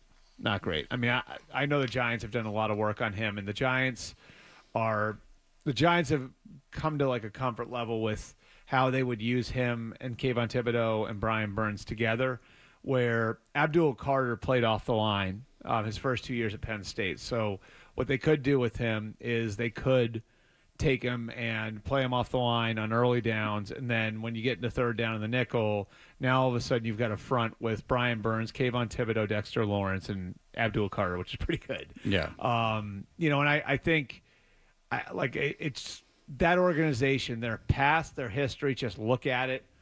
They drafted Matthias Kiwanuka in the first round when they had Michael Strahan, O.C. Umenor, and Justin Tuck on the roster. Then they did it again 3 years later, drafting JPP when O.C., Kiwanuka, and Tuck were there. So and he blew off his hand with a firework. And they both won. And they won Super Bowls right after doing that in both cases. So and yes, he had the 4th of July incident, which I always use as the example of the one thing that can happen that can screw up that one piece of time we have that actually isn't filled with NFL news. Yes, is when somebody blows off their hand with a firework. But he kept playing. All right, so look, just one more draft thing that I find interesting is so Abdul Carter and Travis Hunter are the elite prospects. But is there another one? Ashton Genty. So Ashton Genty, obviously running back out of Boise State, his comps are LaDainian Tomlinson, according to some people, who is I like the Tomlinson comp. All right, so he's a possible Hall of Fame running back is what that comp means. So if there are 3 elite prospects in this draft, is this the kind of draft where a running back in the top 5 you could make the excuse for it? Just like the Giants took Saquon Barkley too, which they shouldn't have. But I do think it depends on where you are in your process of building. And, like, I don't know that – I mean, the Patriots are still sort of at ground zero on their build. Yeah. And I don't know that you can afford to take a running back when you are that team. That said, the flip side of it is there's some merit to it. I mean, I think if you ask Jared Goff about what Todd Gurley meant for him early in his career, he would tell you he made all the difference in the world. I think Dak Prescott would say the same thing about having Zeke Elliott. They were drafted together in 2016. Zeke Elliott won the rushing title. Dak's rookie year, their collective rookie year. So there is the thought that, like, if you have a running back that can get you in more manageable down and distance situations more consistently, so you're not in second and long, you're not in third and long as much, that's going to help manage an offensive line issue, an issue you have in pass protection, and it's also going to take the heat off of your quarterback. So it doesn't make tackle less of a need, but it helps you manage your tackle need. Then the question becomes, I think, what is he going to be when we are ready to compete for a championship? There's the second contract question and everything else, and different teams look at the positional value thing, different ways. But I mean, look, like 3 of the smartest teams in the entire league invested in running backs last year when no one thought it was a good idea to do it, and I'd say those gambles paid off pretty well for the Eagles, the Ravens, and the Packers. Somebody asked me about a tight end. I can't remember who, but along those same lines. Tyler Warren. Yes, if you are in desperate need of protecting your quarterback, starting with left tackle, well, what are some other ways of doing that? Well, get him more receiver help so he can have somebody to get open, get him running back, get him a tight end who is known as a blocking tight end. I mean, there are ways around it, but there's still nothing as good as an actual suitable offensive line. Well, and that's the thing is, like, part of the problem you have is, like, it's hard. I mean, there are some, but it's hard to find a lot of great examples. Like Teron Armstead would be one. Jason Peters was like a converted tight end that wound up being an elite left tackle, Hall of Fame left tackle. But, I mean, most of the great tackles are taken. No, I think what he was saying is that if there was an elite tight end, that you could take him instead of a left tackle. But that's the thing is if you're spending that capital, that 4th overall pick, because you have to look at it. You got to look at it past just that first pick. The Raiders GM did a great job of explaining this on something earlier in the week, where it's like, I think part of it, if you're a team that has multiple needs, has a lot of needs like the Patriots do, it's okay, like, not only are we looking at the value of this pick, but if we have guys who are even, say you have 3 guys at 3 positions that are even, well, this position is really hard to fill anywhere else in the draft, whereas you can get good players at this position or this position later on. That's where positional value can really come into it. Like, for example, like, this is a very deep tight end draft, okay? So, like, you look at it and you say, we can get a young tight end in the 2nd or 3rd round. We cannot get a left tackle that late. Yeah. Like, they're not going to be there. So, like, I think that's part of the way you look at it. It's not just like Tyler Warren versus Will Campbell. It's also, okay, like, who's the tight end that's going to be there in the 2nd round versus who's the left tackle that's going to be there in the second round. Right. And you have to look at it that way because that's where need comes into it. Sure. Okay. I just think it's cool because Ashton Genty is so fun to watch. Just it's not the right thing for the it's not the right thing for the Patriots to do, but for someone who's not a Patriots fan who has to watch the game, his numbers were silly. Well, and his highlights are insane. He had 3 80-plus yard touchdowns, and he's built like a tank. Yeah, and he breaks tackles and he's elusive. Like, he's so fun to watch. Yeah, because really in football, there's nothing more fun than, like, an outstanding running back, and not like Emmitt Smith, but like. Barry Sanders was like the most fun player I've ever seen play. Like Adrian Peterson at his peak was like phenomenal to watch. Like at Oklahoma when he was a freshman, I remember like, oh my God, this guy's a force of nature. Reggie Bush, Reggie Bush when in you've got college. that combination of like either size and or strength and the speed, and it's rare, obviously. And I know what you're talking about, Fred. It's not necessarily fun, watching Jerome Bettis, but somebody who can get out there and break a tackle due to his size or strength, and then hit that switch and then go fast afterward. Yeah. That's awesome. Well, let's be honest. Like football games, there's a lot of dead time, and there's also a lot of plays that go nowhere. So, even like Justin Jefferson, if he catches a ball over the middle and like, it's exciting, but the play's probably done after that. Right. But a running back breaking through and like making 5 guys miss, that's the most exciting. Isn't Saquon kind of a good example of like the flip side of that, where it's like, he needs help too, Yeah. To be really great and to see those things, generally you need to have some things in place around him. Well, Barry Sanders didn't need it. That's true. All right. So here's the deal. Never got it. And he won a playoff game. And quit the game because they wouldn't help him. Yeah. No. Well, listen, he has his own. Well, Barry Sanders He's in back. college. Like Barry Sanders in college was. I mean, how many times as a kid did you go Oklahoma State? Like you were just like, oh wow, this guy's. He wasn't even starting till his last year because Thurman Thomas was there. Yeah, it's a bit of a situation. All right, so I can tell you this: it wasn't the Eric Hipple pick when they took him in the first round. All right, no, Chuck Long is who they took in the first round. All right, so let's go. You're very involved with Ohio State. He doesn't like to talk about it, so I'll keep the pressure off.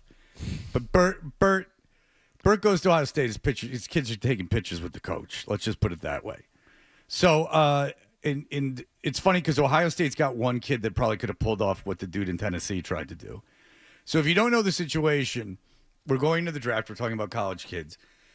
Tennessee had a quarterback. It was the first guy that they said, we'll give you $8 million to go here. Here's your contract. He came. He was okay. They made the playoff. They were a defensive. It was strange for that team because they have a very offensive head coach. They defensively very strong. He was okay. Good running back. Yeah, it comes into spring practices and he goes, I'm not going to come because I'm holding out for money. So they go screw. Well, then his people come out and go, well, he didn't like the offense, which is laughable because can you think of a place that would be more that a quarterback would rather play than Hooker Tennessee into a second-round pick. They got Joe Milton. Yeah, Joe drafted. Milton of all people. They got him drafted, and I mean, that's a miracle. So that's laughable that Tennessee's offense was the issue when they have like this. How many plays a game do they run? Right. Like if you don't know, Tennessee runs a fast break offense. They run like the Baylor offense. It's like what Baylor did when RG3 won the Heisman. Right. It's fun. Yeah. So he becomes a free agent, and then he ends up at UCLA. You can't imagine he got as much money as he was going to get at Tennessee. Yeah, I heard it's significantly less. Yeah, so what does this mean for college football? This was kind of college football standing up and saying, all right, there's NIL, but there's a think this. Yeah, I mean, I think like this is the sort of thing that people were waiting to see happen. I think if the guy, if he wasn't being like, now I think it was his dad and his 7-on-7 coach who are handling this for him, which is obviously part of the problem. I think if he had an agent handling it, like an actual agent, this probably would quietly have been taken care of in December. Yes, December when he could have moved to any team. He could have even moved within the SEC. Right. Yes. Like this quietly probably would have been done then.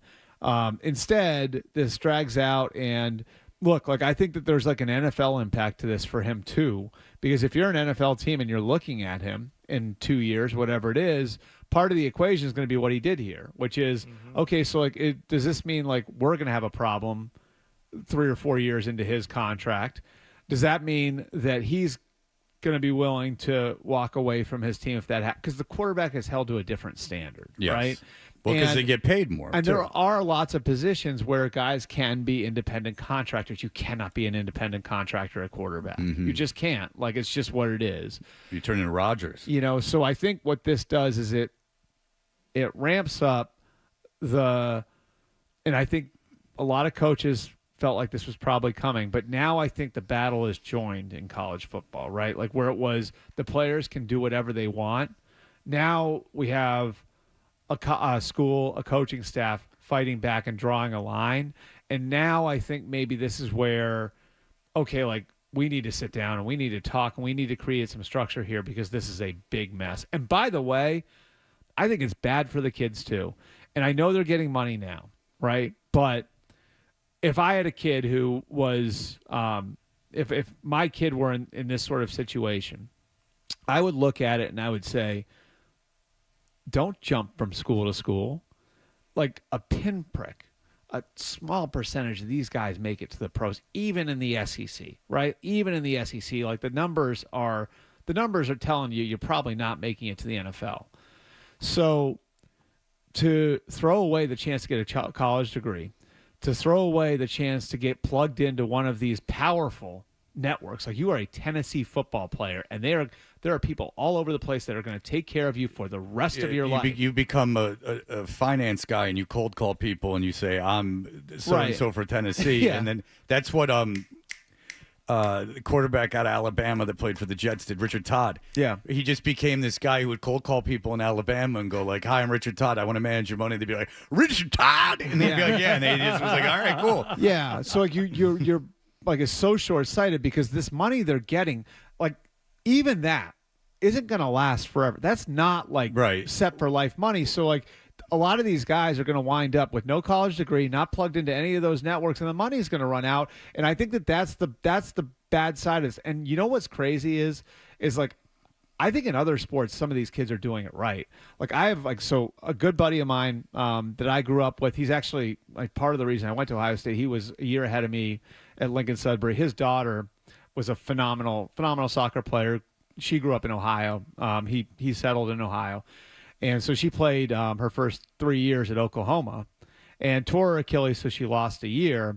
So 2 years eligibility left, and she'd been a captain at Oklahoma, graduates from Oklahoma in 3 years, and she goes in the portal so she can go get her law degree somewhere else.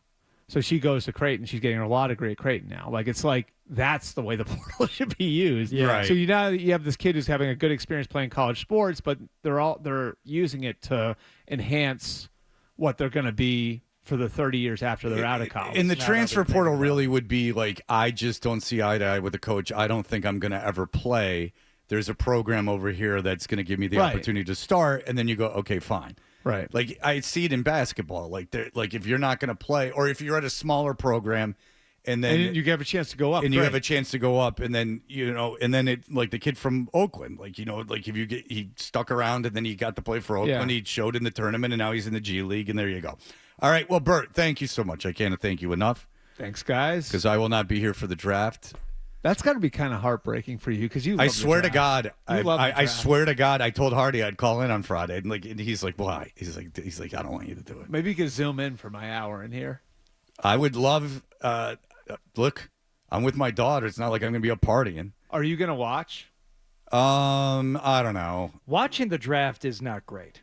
Watching the draft, the first round is not great. When it was on Saturdays, I loved it, that. and I would have a party every year. I miss that so much. And we would gamble, and you would put. I had this whole gambling thing like for when it. it started at noon, right? You had the first 3 rounds, and it was all day Saturday. Oh boy, would I get And drunk! I remember growing up. We used to do shot a pick. It always felt like I don't know why I have this in my head, but my memory of it because I loved the draft growing up. My memory was that it was always on the first nice Saturday. Like it would be the first Saturday where it was actually nice outside. And like I'd be inside the whole time. Yeah, I watched it. I watched it was my favorite. It was the Jets Super Bowl. I mean, every year, and then it was at the Marriott Marquis, and you had all the Jet fans. Kyle going Brady over bananas. Warren Sapp, right? Yep. Or when they wanted Andre Rison, and they took Jeff Lageman. There was a lot of fun things with tight ends, and those were 2 years in a row. But the Jets fans were almost like part. They were part of it. They were a huge part of and the show. they all looked like longshoremen from Queens. Yeah. Wow! Like just the abject. Yeah. And then even when they were like, But then, "Whoa." they became, when they knew they were part of the show, then they sort of became caricatures of Well, themselves. then they you started know? doing things like, I got a hot head. Where's Jimmy going? Don't worry about it. He's going to the toy store. Why is he going to the toy store? Draft starting. He's buying a model jet to put on the helmet. So, yeah, it was the whole thing. All right, Bert, thank Joey you. from Great Neck. Yeah. Great. Well, Great Neck's all right. It's more like, the Jets own that very specific part of the outer boroughs. And Long Island. Yeah, they own Nassau County and they own Queens. Those are the two things. They're like Met fans. Vito from Hempstead. Is that more like it, maybe? Yeah, sure. Yeah. A little Jersey Shore situation going on over there. All right, thank you, Bert. We appreciate it. Cedric Maxwell's going to join us. What a bountiful array of guests we have for you. All right, we'll be right back with him in just a moment. More Toucher and Hardy on the way on the Sports Hub. Celebrate Easter this Saturday and Sunday at the 99 Restaurant and enjoy delicious menu specials like pan-roasted lemon caper swordfish, their famous colossal lobster rolls, or prime rib dinner. You gotta love the nines. Golf.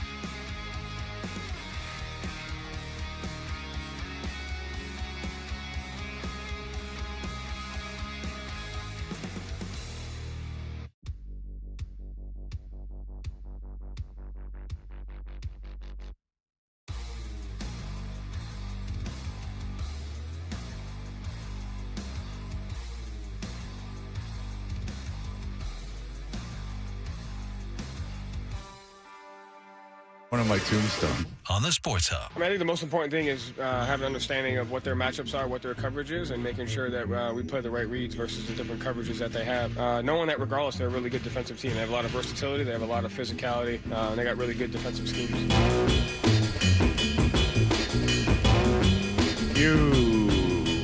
We're Dutcher and Hardy. Cedric Maxwell is the Celtics color analyst for the 98.5 The Sports Hub Celtics Radio Network. Hi, Cedric. Hello, gentlemen. How are you guys doing today? We are well. Are you enjoying your week off? Oh, God, I loved it. It gave me a chance to get some things done I hadn't done in a while. The end of the season always is compressed, and so many things happen. Then all of a sudden, when you're a top-tier team, you get a whole week off to get ready for the playoffs. It's wonderful. How do you like the week off? For you, you like it. Would you like it as a player? Absolutely.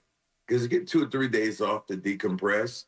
A long season, you get a chance to go through those aches and bangs and all those things that have been happening with you and get healed up. I love the opportunity. So if you are one of those better teams, then that's what you play for all year, to get the opportunity to get some rest and look forward to even to play in the playoffs. Okay, so we just said Missoula. We just played audio from Missoula. Mm-hmm. How would you compare Missoula to the guys that you played for? Like, how would Missoula have translated? You know, he's very new agey. He's got a lot. He's an interesting guy. Like, and I mean it. I don't mean it like he's a dick or a weirdo. I mean, he's like literally an interesting guy. How do you think he would have been in your generation of NBA players as a coach? Well, you just played that cut a minute ago. I didn't understand any of it. Yeah, that's what I'm kind of getting at. Fast. Yeah. And when going with transition there, I was like, wow.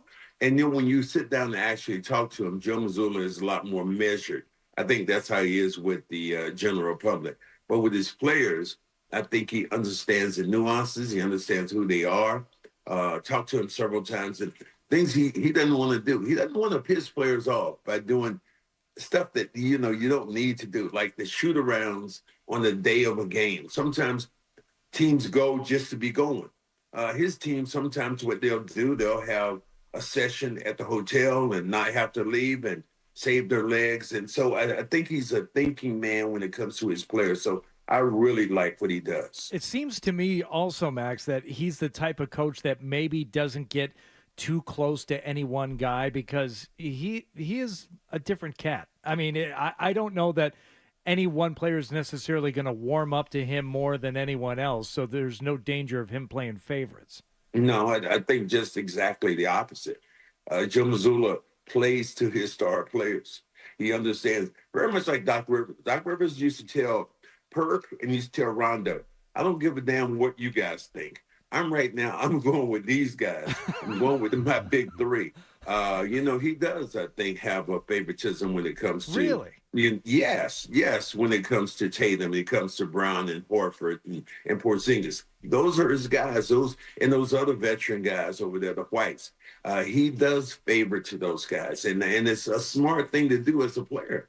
Max, because those are the guys who help you get to where you're going. You have to have a better understanding of them than maybe the guys down the bench. Did that affect the way they handled Jaylen Brown down the stretch with his knee injury, playing the games? Did that factor in at all? I'm sure it did. And the fact that he understands who Jaylen is and he wants only the best for Jaylen, he wants the best for the team. So if it took another day off, if it took doing something different for Jaylen Brown, he was making sure that got done.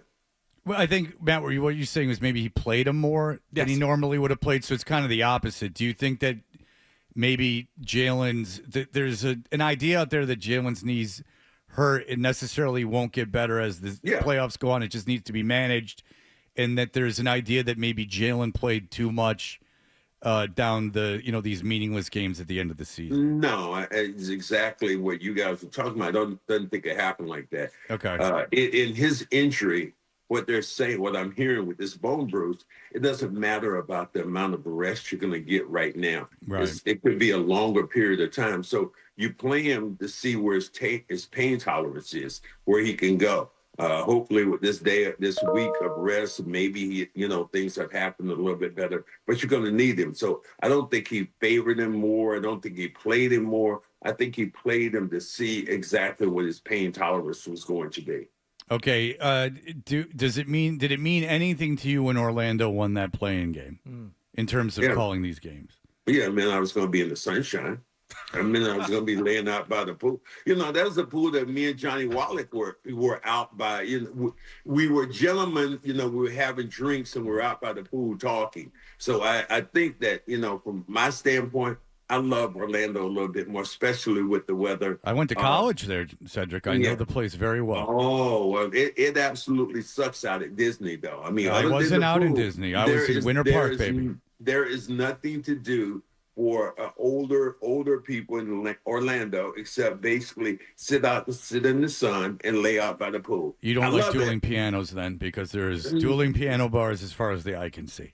No, I'm not a dueling piano. What goes on in dueling piano bars? They sing dumb songs, and it's not. That was not dumb. Yeah, no. Why don't you go a little bit further? Dumb white songs. Okay, that's what they're doing. You're the one. How do you know if you've never been to one? And You're right, but how do you know? By the way, you request nothing but Barry Manilow and James Taylor. James Taylor is not. Excuse me. James Taylor is an institution, my friend. Okay. Don't ever go against Fire and Rain, please. That's not a dumb song. Okay, but what would you call Barry Manilow if not dumb white music? That was dumb white music. Okay. I agree with you. But you like it. I made a mistake. Hardy called you on your BS. Hey, I made a mistake. Yeah. How do you feel now? I am a true James Taylor fan. I see. Fire and Rain. You Got a Friend. I love his music. Give me one more. Give me one more song. Super fan. Steamroller. Steamroller. Okay. I see Sean Grandy listening to Kraftwerk. I see him as, like bleeping and bloops. No, I'm just a big. My daughter right now. I remember James Taylor came to Fenway Park. I didn't get a chance to go see him. I was very disappointed. Max, he's coming this summer. You want to go? I'll go with you. Hello, come on, somebody. Where's he gonna be? Fenway? MGM over at Fenway. Whoa, I will be there. I'm gonna be there this time. I saw him one summer. It was actually in the Commons. When they used to have shows in the Commons, and he performed in the Commons. He was fantastic. As a matter of fact, he performed. He sang the national anthem when the Celtics won the championship with Paul Pierce in this group. So I got a chance to speak to him just a minute as they were rushing him onto the stage, rushing him onto the floor. So yeah, it was really a cool dude. It's funny, if you read any book by a famous woman that was like young in the late 70s, like early 80s, like they all had sex or wanted to have sex with James Taylor. It was an amazing, and I've met the man on several occasions. Carly Simon. Carly Simon, not the best looking woman, and she's having sex all over the place. Whoa. Carole King, it was a very odd time. Alan Alda's a sex symbol. Elliot Gould's a sex symbol. Albert Brooks is a sex symbol. Yeah. There's a lot of very marginally looking people getting a lot of attention, Cedric. And here you were, a shining stud, a tall drink of water. And, there's these other people not as good looking as you getting some credit. That had to be frustrating. Well, no, because I had my own. I held my own, my friend. I wasn't John Holmes, but they held my own, okay? You're comparing yourself, your genitals to John Holmes. You're saying I just said I'm not him. Okay. I just said I held my own. That's what I'm saying. Did you ever meet the man, John Holmes, as an NBA player while he was living? No, I never had the pleasure of meeting John. No, Okay. I did not. But there had to have been some like odd fringe celebrities that you came across during your playing days. Like, I'm sure you met the, superstars of the era, but was there anyone else that you can remember that you met and like, wow, I don't know if I would have had a chance to meet this person had I not been Cedric Maxwell or playing for the one of the guys I think was one of the guys from the J Giles band. Oh. I think when I lived over in Jamaica Plains, I think they lived behind me in a little wooded area back there. Nice mansion kind of place. But yeah, So somebody like that, yeah, Jay Giles Band and some of the guys, some of those rockers back in the day that I met were really cool. Meatloaf was another guy I met. Wow. So yeah, there was some dudes that I met that I'm like, wow, that's kind of really cool, And another one would have been Lionel Richie. Running up on him, Lionel Richie. A good friend of mine right now is that I run into from time to time. I've seen him. But Jeffrey Osborne, who is a great musician, he's down in Providence, that area. So yeah, a lot of different people I've met. Sinbad was another guy that. So yeah, a lot of people I've met over the years that just like, wow, if I hadn't played basketball, I probably wouldn't have met Denzel. To meet Denzel when I played with the Clippers. I am name dropping like hell, aren't I? No, I asked you to. Yeah, and you know who's? It's funny because like Gorman is friends with like all these super famous people. Like he somehow has cobbled together quite a collection of celebrity friends. Yeah, he's out there on a yacht. Like his friend will give him a yacht, like in the Greek islands. Like well, I don't have them. I don't have those kinds of friends. I'm looking for them though. But that's what he says to me. He's like, Fred, you should really like network and get to know like the. I'm like, how the hell do you do that? Like I don't know how to do that. He's like, yeah, Kevin Costner rented out the Indianapolis arena before the Final Four, and we all played basketball at 2 a.m, and he had his own floor at the hotel. I'm like, I don't. How the hell do you want me to meet Kevin Costner? I don't know him. The only person, Rick Rasner, right? That's another guy I met. Yeah. I don't even know who. What? Rick Radzik. Yeah, you asked. You gave his phone number to that psycho. I did. My bad. Still. All right. Is there any reason to talk about Orlando at all? I mean, I never look past an opponent. Blah blah blah blah blah. But for our purposes here, this should be okay for the Celtics. Yes, I don't think you look by them because of guys like Van Carroll and what they've done with the Celtics. I mean, a couple of games Tatum didn't play in, so you kind of those were outliers. Yeah. But I think that when you have a Van Carroll who is very strong, Wagner, and what they do, they defend. They defend and they try to beat you up. And if you're going to beat the Celtics, I think you take them out of their game by being very, very physical. And that's what I see Orlando doing. I think they're well coached. I think they're disciplined. I think the Celtics, if they play their game, they should beat Orlando. But again, I think that they can cause some problems and maybe a little bit of irritation. Okay. You know where Wallach is right now? Where's Wallach? Him and his wife and his 2 twin 15-year-old boys are in Paris, France. Damn, excuse the hell out of me. Yeah. Damn, Mr. Wallach. They're sharing a hotel room, Max. With Wallach and Mrs. Wallach with their twin high school sons. They're sharing. Are they in some kind of hostel or something? Is that what they call those things? A youth hostel, yeah. He's in a hostile environment. It's going to be miserable. Hostels or whatever they call those things. Let the boys watch. Why do you go? I mean, go to Paris with your. I mean, maybe that's an experience, but most teenage kids do not want to be around their parents like that, especially going on trips. That's just a no. Our kids don't. I mean, some of us have kids when they get to be about from 13 to about 17, they are like they don't even know you. The only thing they want to know from you is, damn, can I get that credit card? That's all they want to know. Well, and past that, don't talk to me, don't speak to me. If you see me in the street, keep going. Well, I'll tell you this, is that, believe me, I let John have it for this stupid trip idea yesterday. I really let him have it. He was a big dummy doing this, but you see it too, Cedric, and that's why I love you. Cedric Maxwell, thank you so much for the time, sir. Look forward to hearing the call on when do they play? Sunday. Yes. Go James Taylor. Now, I am holding somebody to this. I want to see James Taylor. So if I have to go in to see Mary or somebody to get tickets, let me know. All right. I'll take you to James Taylor. But you'd have to go with me. That's fine. I don't mind going with you, my friend. We don't have to hold hands or nothing, do we? No. Okay. What are you inferring? Well, but if you're attacking my manhood. But if you wanted to, no, Fred I'm not. I am very much John Wad the Holmes. I'm not attacking your manhood. Okay? Johnny Wad would do anything for money. He had to prostitute himself to men. All right. Thank you, Cedric. We appreciate it. All right, gentlemen. Have a good one. There you go. The great Cedric Maxwell. I think it'd be worth it to go to James Taylor. James Taylor's around. Sounds like a hell of a time. James Taylor's around. You see James Taylor out and about. I've never seen James Taylor in concert. I bet I've never seen him in concert, but I've seen him around. He's out and about. It's an excellent Where show. have you seen him?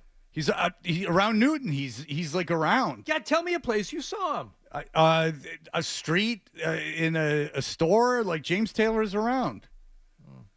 I'm not lying to you. Why would I make that up? I don't know him, but I know people that do. I think you've seen a lot of people who look like James Taylor. No, I can assure you they were the James hat. Taylor. I just assume they're James Taylor. Right. Because no one told me it was James Taylor. It was just I went, that's James Taylor. Right. I know you. I've never listened to your music or watched you perform ever, but you're James Taylor.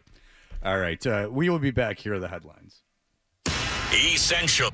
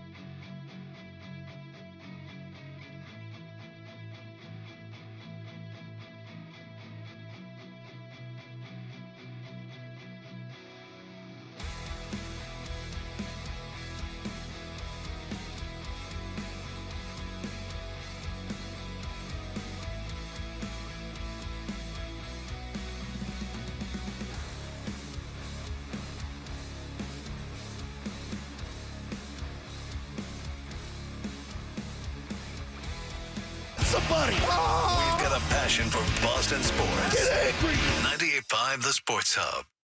Is elongating? Weekday mornings. Here goes Hardy. Toucher and Hardy. I no longer love things. Let's go. Let's ride. 98.5. Like, let's roll the dice. You want to?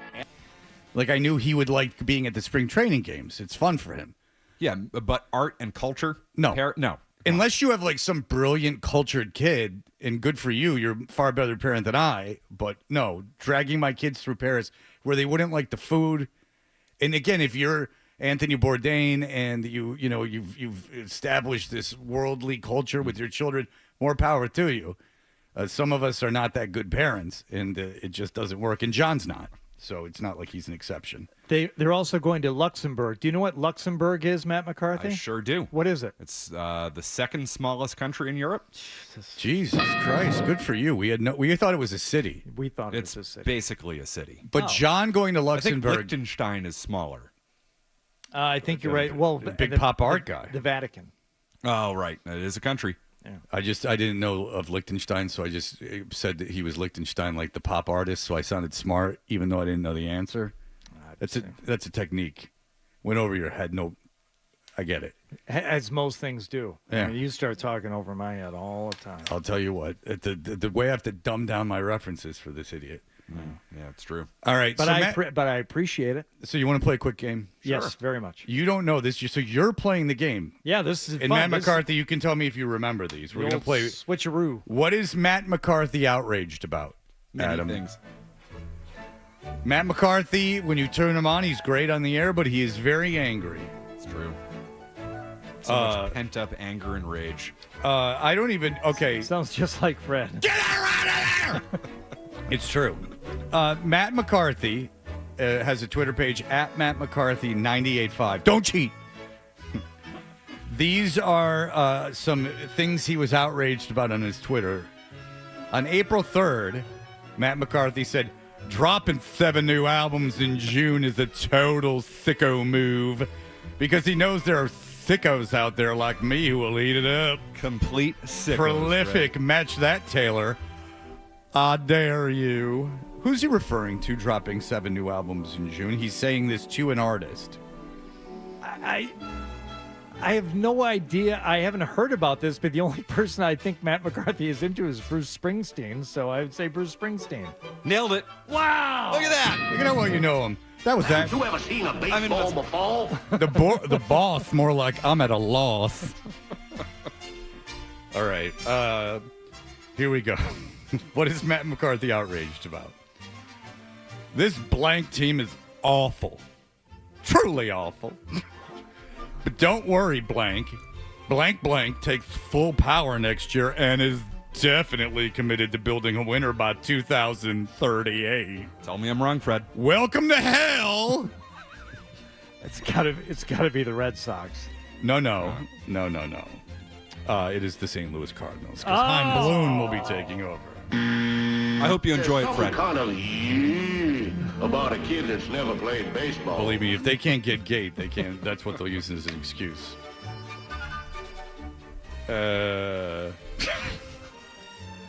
Get blank out of my face. Who is Matt McCarthy mad at?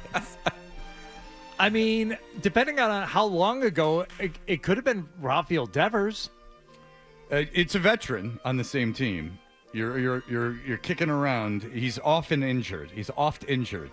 Get blank out of my face. Do you know? I sure do. Okay, he stands by these. These are not from long ago, by the way. These are all from the last 30 days. These are all from the last 30 days. Really 20. Yeah. Adam didn't go like deep into the archives. Didn't have to go deep to get that McCarthy. He said, "Get blank out of my face." How dare you? Exactly. Do you have any idea? No. It's Trevor's story. Come on, Hardy. Not doing Some so of these hot. are positive, which I will not read. Is that true? I have positive tweets? You do. That Adam I put don't in believe here. that. Okay. Did you? Maybe Yeah, we there's can- some you were very excited and upbeat about certain things. Yeah, I don't like You those. you have very high highs and very low lows, man. Yeah, you are manic. Which is what makes you a delight to follow on Twitter. I'm not a stable individual. I would agree with You're that. very manic. All right, here we go. Matt McCarthy, @Matt McCarthy 98.5. Again, just wondering if I'm allowed to point out that blank blank isn't a major league defender yet. Oh, Christian Campbell. Yes, that is correct. I know what a real boy likes to play. Do you see how you talk? Baseball. I'm doing exactly how you talk. No, This I mean, sounds it's exactly very like you. close. I think it's spot on. You couldn't be possibly more accurate with what I actually sound like. Thank you. It's my pleasure. It's a skill, Fred. Okay. All right, here we go. Okay. Okay. This is from April 14th. Matt McCarthy said, the blank blank need to begin removing entitlement from the organization, losing culture. Take a wild guess on what that is. The blank blank. Yeah, the blank blank need to begin removing entitlement from their organization, losing culture. Blank blank would be Red Sox. That is correct. Okay, there we go. And finally, this is delicious, isn't it? You shouldn't say that in all seriousness. Stop that. Delicious? Stop using that. Why was delicious bad? That's tasty. gross. It's tasty, Fred. It's not. It's very continental and feminine. I don't like that. All right, here we go. At Matt McCarthy, 98.5. This is gonna be hard, so I'm just warning you. It's gonna be difficult. This is all a reflection of bad team culture. Even the guys who can play suck. It's snowballing. He's getting even more accurate. He's getting even closer to me. It's Don't incredible. Stop ruining the flow. How dare you defend yourself? It's snowballing on the entire team. Losing is contagious. It's a disease. The blank blade have accepted losing for years, and you just can't eradicate it overnight. Changes are needed now. It's still Red Sox. It is. Bonus points if you can name the movie, Hardy. Oh, yeah, that's The Natural. Oh, I thought That's your Cat reference. on a Hot Tin Roof. Yeah. All right, so thank you. There you go. You're welcome. Oh, well done. Well done. Thank you. Spot on, Hardy. And ladies and gentlemen, that is my Matt McCarthy. Very good. Well Strong. Thank you. Thank you, Matthew. You're welcome. It's all the more Frederick. pleasure seeing you in here. He has a right to be pissed about that. All right. Very good. I love it. I love Matt McCarthy. All right, here we go. I love you too. Thank you very much. Kendra Middleton. I am above reproach, though. Kendra Middleton is here. She has some kind of a scheme worked out. She has a bit that she would like to do. Adam's insisting that it happens. It involves me in harming me. And I'm not like that kind of person. I do not like to be harmed, but this is Adam, for some reason, is hell-bent on this happening. It's all... Okay, he's going to tell me why. I'm going to take no joy in watching Fred be harmed right now. We'll be back in just a moment. Hey, boy, take that ball. You're listening.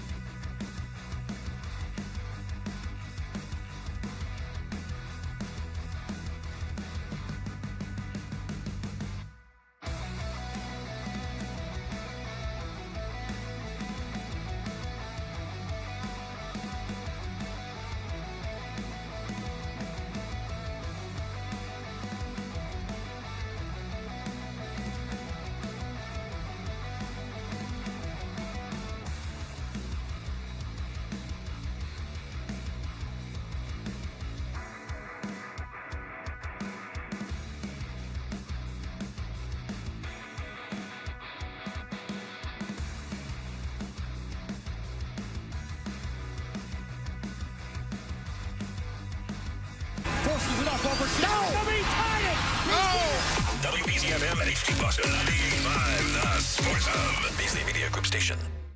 Sports Hub headlines, presented by Celsius Energy Drinks. NHL regular season came to an end last night, and the Flyers lost to Buffalo in regulation. That means the Bruins have the 5th best odds heading into the NHL draft lottery, an 8.5% chance to land the number 1 overall pick. Some updates coming out of Bruins breakup day yesterday. Charlie McAvoy will be ready for training camp. He has no restrictions with his shoulder this summer. Hampus Lindholm supposed to start skating in about a month or so after suffering a broken kneecap in November. He also should be ready for training camp. Final NBA play-in game set for tonight. Miami and Atlanta trying to advance to the NBA playoffs. Dallas versus Memphis out west at 10 tonight. Red Sox open up a 4-game series with the White Sox tonight at Fenway Park. Mass Live reporting that Hunter Dobbins will be called up to make the start tonight. Headlines are brought to you by the 99 Restaurants. Gift cards from the Nines make the perfect Easter basket treat. And for every $25 you purchase, you'll receive a $5 bonus card for yourself. You gotta love the Nines. I'm Matt McCarthy. I'm Boston's Home for Sports. 98.5 The Sports Hub, your next update in 30 minutes. No matter where you go, you're always connected to Boston sports with the 98.5 The Sports Hub app. Download it wherever you get your apps today. Fred, what's it like to work with Hardy and Wallace? What a golden ticket I've gotten. There you have it. Toucher and Hardy resumes on the Sports Hub.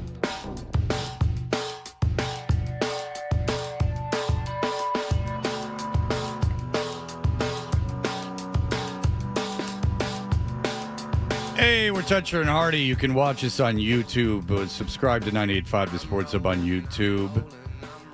And the world will be yours, ladies and gentlemen. Kendra Middleton is here. She joins us every Friday. And Kendra, you brought a device with you today. I did bring a device with me today. Okay, and so this is Kendra's idea. And what is the device? So I figured we would do a Middleton mock because I, like Alex Barth, love the draft, like you love the draft, like a few people here love the draft. So I figured we'd go through who I think are going to go in the top 10. You can either fade or follow me. I've got a couple more bets to give out. I still feel really confidently about what I gave out last week, but we'll do a segment with you in a cycle simulator and a segment with me in a cycle simulator. And Okay. we'll see who can handle it better. What does that have to do with the draft? I just thought that it would be funny to sit here and watch you two squirm. Yeah, you guys are so mean to me when I'm not here. This is my one payback. Do you understand my confusion? How are we mean to you when you're not here? You guys are mean to everybody. That's I don't think that's fair. That's like your bit. Well, first of all, if we're teasing you, it means we love you. Yes, I agree. But Yeah. you guys, that's your bit. Okay, I don't know how mean we are to you. All right, so this thing does what? It's supposed to make you feel like you're having your period? Yeah, it's a TENS unit. But if you put it like either on the bottom sides of your stomach, it is the closest thing allegedly to emulating a cycle. So this is like the cramps that you feel Yeah. when you're having your period. Yep. Okay, so I questioned, first of all, you putting this on me is going to be the funniest thing because I'm so hairy. Like when they... And then I'm going to have to wear it after? Yeah, it's going to be great. Well, you don't care about that. Stop making fun of me. But it's going to be embarrassing enough when you see how hairy I am. But the thing is that like when they put on stuff like at the doctor, like they get frustrated because it won't stick because I'm hairy. So like you're going to have to deal with that. Why do you... Okay, so why would you put it on, though? I wouldn't. Unless I'm like training for my upcoming Shark Week. I don't know. Maybe she puts that on when she's pregnant. The actual purpose of this? Yes. Okay, so let's say that you lift a lot or you have an injury and you have a really tight muscle and you need to break that muscle up. This basically, I'm pretty sure it's like frequencies that they put into the muscle to help loosen the muscle. Like a nerve stimulator. Yeah, type feel of free thing. to correct me, but I'm 99.9% sure. And why Adam wants to do this bit so badly is I can bring out Hardy's favorite character that I do. No. That's right. Which is white knighting sensitive man. And Hardy, you don't know this, Matt McCarthy, but Hardy, I honestly don't do this very often because Hardy hates it. I think it is a horribly conceived and even worse executed character. So it's what it is so bad. And what I will be doing when I'm wearing this device is I will be for a limited period of time because I know how much you hate it. I hate it. I think we should do it for the next hour, if you ask me. This is a man, he is extremely sensitive. He knows that women are very oppressed, and he knows, though, that women are given gifts that men cannot achieve. And he's very, very fond of saying these things. Is that a fair assessment, Hardy? That's okay. Finally, an explanation as to what you're going for, but it doesn't land. And it's not good, and it's not This funny. is and white it's knight bad. sensitive man. It's a very bad character. Okay, so Kendra, if you would like to, you can Okay. come fasten this onto me. I'm warning you, I'm very hairy. Had I known, I would have shaved. Okay. Now I'm lifting my shirt. I am very hairy. I will say, Hardy, Kendra is very excited about this. We had a Okay. conversation about this yesterday. She said, I can't wait to inflict pain on Fred Toucher, to which, I Which- said, I am totally on board All with right, this so idea. this is a Bring it in. sticky thing, so there's going to be a lot of hair on it when you put it on, dude. Matt, I was saying I I'm not love lying that that guests like Kendra now are bringing like bits and games and such. You know, It's like not going Roach to and work. Andrew Because Callahan. I'm so hairy. All right, so she has somehow gotten it on. Just on one side. Oh, okay. So it goes on another. So it's about 4 inches to the right of your navel, and Yeah. then there's a. It's right where that cyst is. Yeah. Did you get that looked at yet? Maybe this will break it up. That's what I'm thinking. That's why I had her put it on that side. There we go. All right. So, okay, wait. So tell me before you do it. I am. Okay, so are you going to control it during this thing? No, I'm going to put you at the highest you think that you can comfortably sit at for this segment. Okay. All right. So she's going to put it at the highest I can It's like possibly on a sit 1 at. through 10 scale? Like, what is it? Oh, no. So Don't start it yet. So what this Andrew was is, saying. a lot of us guys are just, we look at women as weak. And what they aren't, what we don't understand is they have a gift that is to hold life. Right, Hardy? Do you see what I'm saying about this character, McCarthy? It's not good. So if this can just give me a taste, just a little nibble. Where are we starting at, Kendra? You can't really feel it until 5. Okay, so you can't feel it till 5. Are you doing it? Yeah. Okay. This is a 5. Okay, okay. This is a 20. So it's at 5 right now. It's I can feel it. Okay, I can feel it. Where is it now, Kendra? 8. Okay, I can feel it. Let's get it up to 12.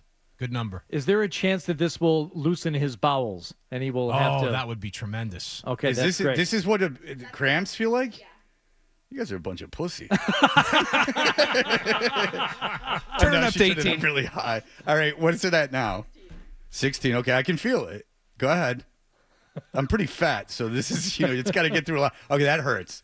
Okay, that hurts. All right, that legitimately is hurts. it max out of 20? You want to go down or you want to stay there? No, what is it at? 18. You can turn it up. Okay, yeah, that hurts. All right, what's it at now?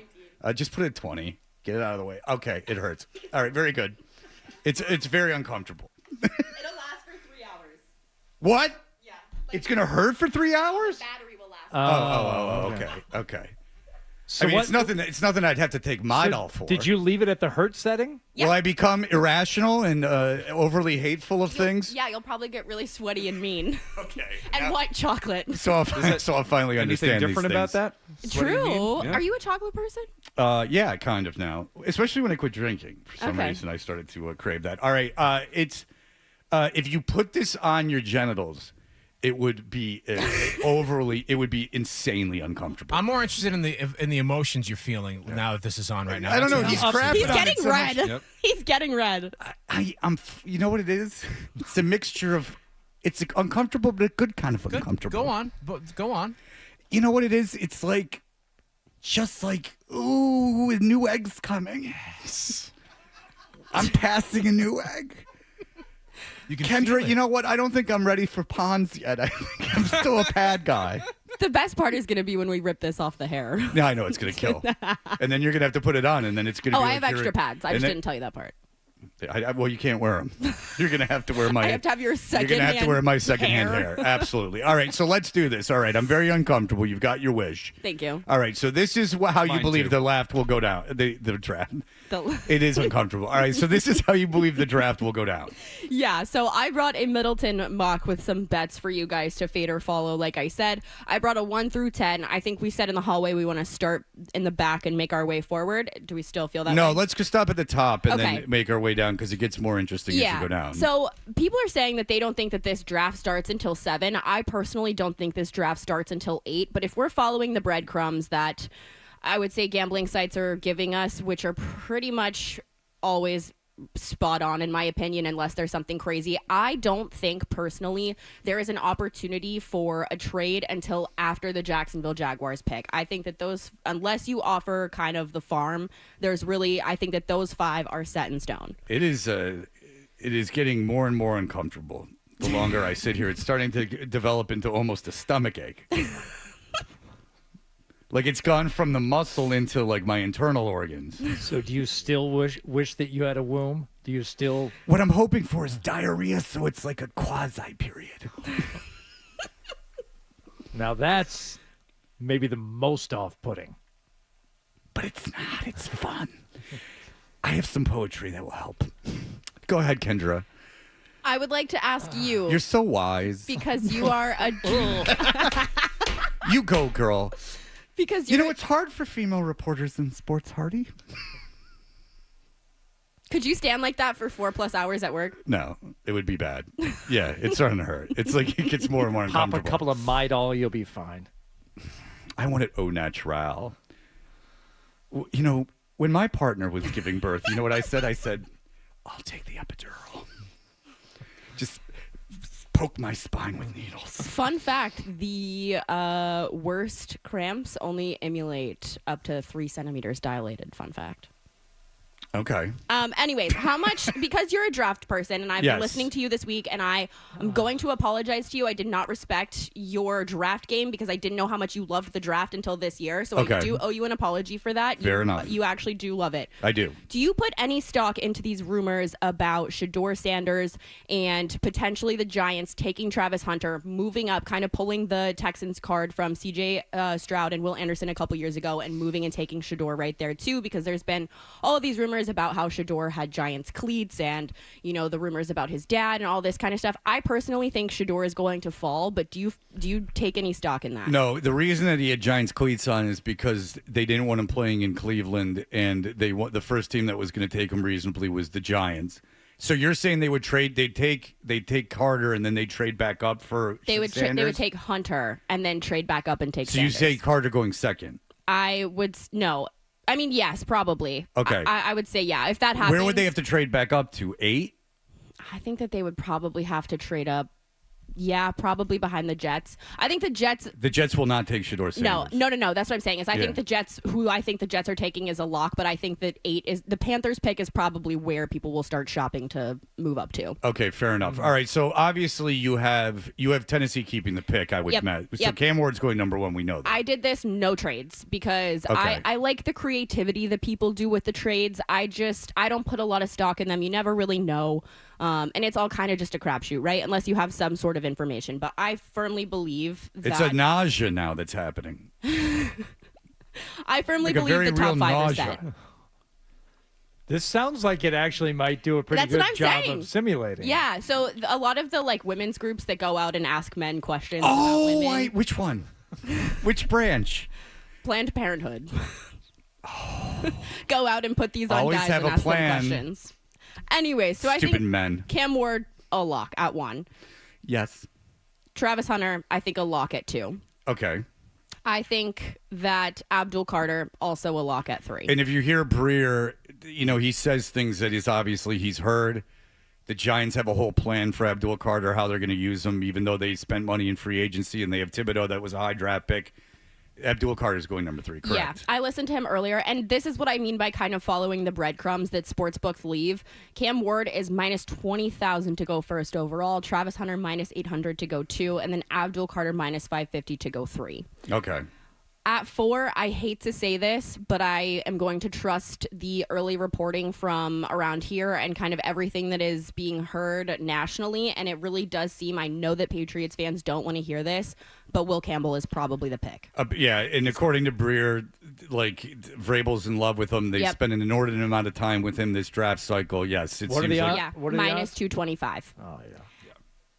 What if this makes the lump more cancerous? Is the question. All right, go ahead. I still feel as though it is pretty much, in my opinion, unless there is something, someone falls, someone trades, something like that, that Mason Graham is going to Jacksonville. That's their guy. This is where the value in the draft starts. Mason Graham is minus 110 to go to Jacksonville. Okay, do you like Mason Graham as a pick? I do. I want Mason Graham or Membu, unless someone falls, which obviously I would take an Abdul Carter. I would Sure. take a Travis Hunter, who wouldn't at that slot. But if they trade back and got a Membu or somebody like that, that, I genuinely think unless they walk out of this draft with one of those two guys or they trade back and get a haul, it's a disappointment from them, which I wouldn't be shocked by considering how many times this organization has broken my heart. But I think that this is where the value starts. And that being said, I looked into this earlier because I thought, maybe following the breadcrumbs could make you some money. But you can't parlay Cam Ward, Travis Hunter, Abdul Carter, and Will Campbell in that order anywhere, unless you probably go to an offshore or something like that. That is not something they're allowing, which I think also bodes to the fact that that's how this draft is going to go. Yeah, that's how the draft's going to go. Those guys are going to go top 3. Even if there was a trade, that's what would happen. Yep. Those guys would go top 3. How you doing there, Fred? Looking kind of red. Yeah, it's not pleasant. I'll be honest with you, Tim. It's she's got this thing on me that's on my stomach, and it's moving my organs. Tim? I don't know. Tim McCone. They're Tim all McCarthy. the same. Matt McCarthy. Stop. Who sounds like what? I'm sorry. I just. I'll tell you what. You got menstrual cramps. Red Sox have been having a period of disaster. Someone abort this season. I think we need to turn. I think we need to turn it up, Kendra. It hasn't phased him enough. It's 20. It's on 20. I'm He's sweating. getting so red. I gotta say, it's unpleasant. This is an impressive performance, and I think really kind of digging into your inner feelings is what's helped carry you through. You're trying to get me to do the character more. He blew the first 7 minutes of the segment, so I'm proud of him for that. It's less time with him in the simulator. Yeah, absolutely. This would be the time to go to break right on time. Okay, but let's continue. All right, so you have Mason Graham at 5. It is making me ill. I think that it's not so much the muscle as it's moving around the intestine and stomach. I think we should do cramps make you nauseous? Yeah. Okay. They do all of those things. Okay. I think we should save the rest because this is where it gets exciting afterwards. Okay. I think that this is a tease. All right, so this comes off of me now. If you choose. Can we peel it off? Can you peel it off of yourself for the camera?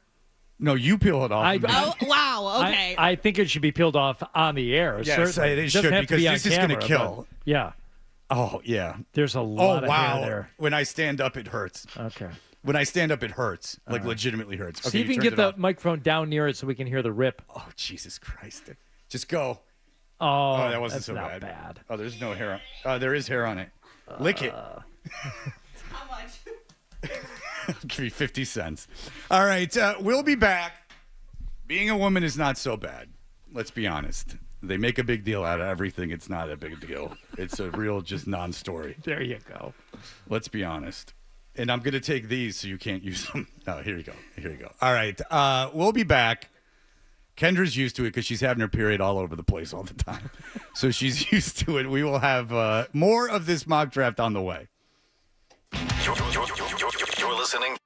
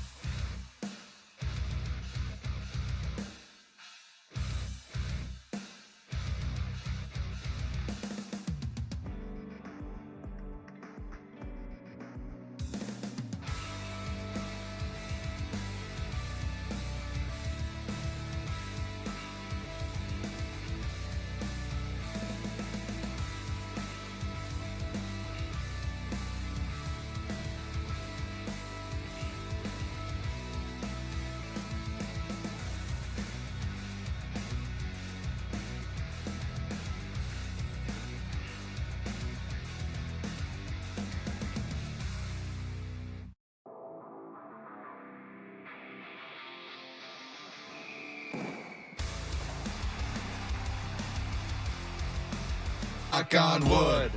But I never had it yet. Oh, you said you didn't want to hear more music in the morning. Okay. Here's more Toucher and Hardy on the Sports Hub. Everything you're getting out of the Patriots camp, if you're just joining us, is that they are Variable loves Will Campbell. And if you listen to 90% of the people that cover this stuff, they love Will Campbell too. But there is like a 10% of the contingent that find flaws in him. He has a lot of great tape from the SEC. Bert says he struggles with long-armed defensemen. That is something that he sees on tape, that he's been told is on tape. That he I wonder why. Because of his arm length, as a matter of fact. But he's supposed to be extremely athletic, a great kid. He started 3 years at a SEC school, so there you go. All right, now it's 6 with the Raiders. Things, you are right, get very, very interesting. In fact, I'm looking at a mock right now that's got a guy I've never heard of getting taken number 6 by the Raiders. Now, Genty from Boise State is the pick on the vast majority of these. What do you think of Genty as someone who watches college football and watch Boise State? So I think that I agree with what Bert said this morning. I'm also turning this on for myself. Will it affect you? Yeah. Does it feel like having period cramps? I mean, the closest thing that I've found, yeah. Would hitting someone in the stomach be better? Hit McCarthy in the stomach. Yeah, just kick him. Just one time. Kick him in the balls. Right, exactly. That'll make a cramp happen. McCarthy will pay you. People have offered that to me. No actually. kidding. Sure they have. If I wasn't so scared of being abducted, like I would do that. Well, no. If you talk to strippers, almost every stripper that has had someone request to go to the VIP room and be kicked in the balls. That is something that is almost uniform in the world of strippers. Do you talk to many strippers to find out those details, Fred? Not anymore, but I did for a long time when I was in Atlanta. Yeah, I hung out with strippers all the time. And then I got very nervous about all of it. It started to get a little weird, and then so I went and got myself married. All right. I don't know if Jamali has a camera on me, but this is at 20 McCarthy. Okay, this is what I was using it at. I was using it 20. Hurt at all. All right, tough lady. Okay, sorry. You don't have hair either, do you? Who's to say? The hair is an electric conductor. Wouldn't you like to know? Okay. So as far as Genty goes, I agree with Bert that there are really like 3 what people call blue chip players in this draft, and I think that he is 3. But obviously, everyone knows the discourse is that do you take a running back at that slot? I think just because he is such a special player that you kind of have to, and I don't see him going in the top 5 just because of the teams that are sitting there and the needs that they have, which is why I do think that the Raiders will use and draft someone like Ashton Genty. I think that it really kind of takes some... They have Geno Smith. They have Pete Carroll. They're trying to build Win like now. a culture. Yeah. It's not so much... They're never going to win that division, but it's like more like... Let's put together it seems like the strategy in Vegas is let's put together a serviceable team. And I don't mean win now as in win a Super Bowl right now because of the division that they play in. I mean they want to turn their team around as quickly as possible. And when you have someone like Geno Smith, Pete Carroll's there to kind of build the pieces together for whoever's going to take over for him next. He's the oldest NFL head coach to ever get to this place. By the way, what did you think of the emails and the outfit that young Jordan had on while she was on the field at the North Carolina game? Or practice? So I know that Hardy hates that I love all of my little outfits and my fashion and everything. Have I ever worn anything like that on the sidelines? No. Have I worn it on a basketball court for interviews? Not anything as Vegas showgirl. She's not doing interviews, though. I know. So she's there for no purpose. I like her outfit, not for that situation. And I do agree with what you guys said earlier this week about how there's really not girlfriends or wives or significant others who are running around on the field like that. I thought that was a great point by you guys. It does just seem a little theatrical, a little show circus. And the emails that she has been sending, I mean, just have you ever used a grammar correction service? Yeah, she doesn't spell well, and her grammar sucks. But we were talking about this. First of all, I'm hearing more and more about how Bill Zorbit is not overly thrilled about this whole situation. Mm-hmm. Gee, I wonder why. But hearing more and more about maybe they don't hate so much I'm talking about this. But there is, as you know, for instance, if I went to and I know people have done this, if hot 21-year-old girl, right, and she's like, you take care of me, I'll take care of you. You're paying the girl's rent and everything like this. You're having a sexual relationship, fine. I have no desire to do that.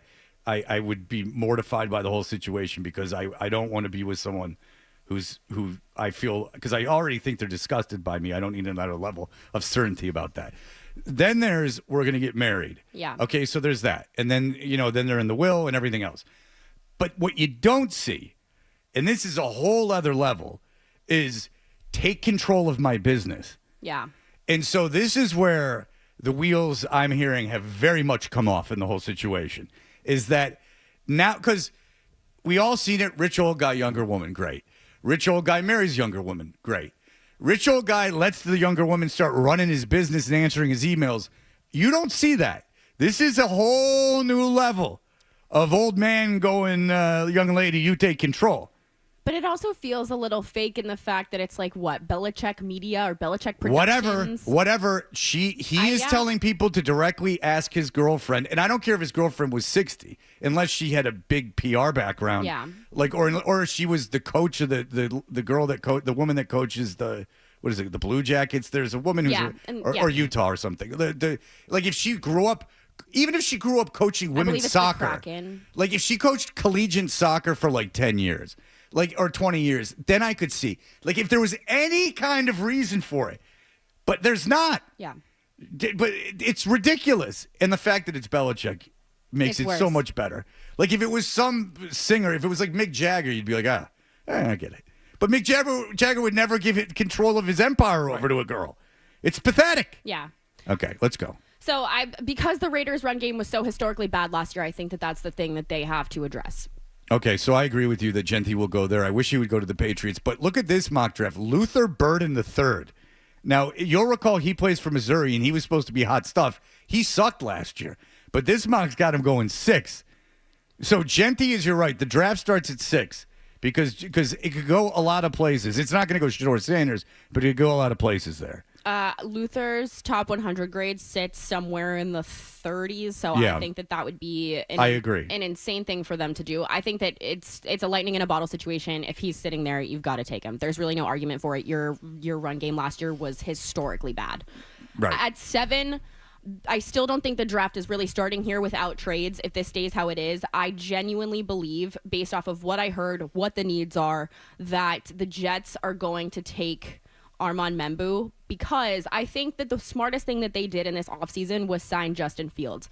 I personally still believe in Justin Fields. I know a lot of people don't. I think what they're hoping for, not their expectation, what they're hoping for is a Geno Smith, a Baker Mayfield, a Sam Darnold situation for Justin Fields. And I know that the Jets historically F everything up. Absolutely everything. Whether it's the draft. Where's that coming from? My deep-rooted love. Other than history. Yeah. Yeah, other than the truth. I don't know where this is all coming from. But I can tell you this, is that I would not be surprised if, just keep this in mind just for a long shot. Yeah. I would not be surprised at all, if the Jets traded Breece Hall during the draft at some point. And maybe they get a third for him.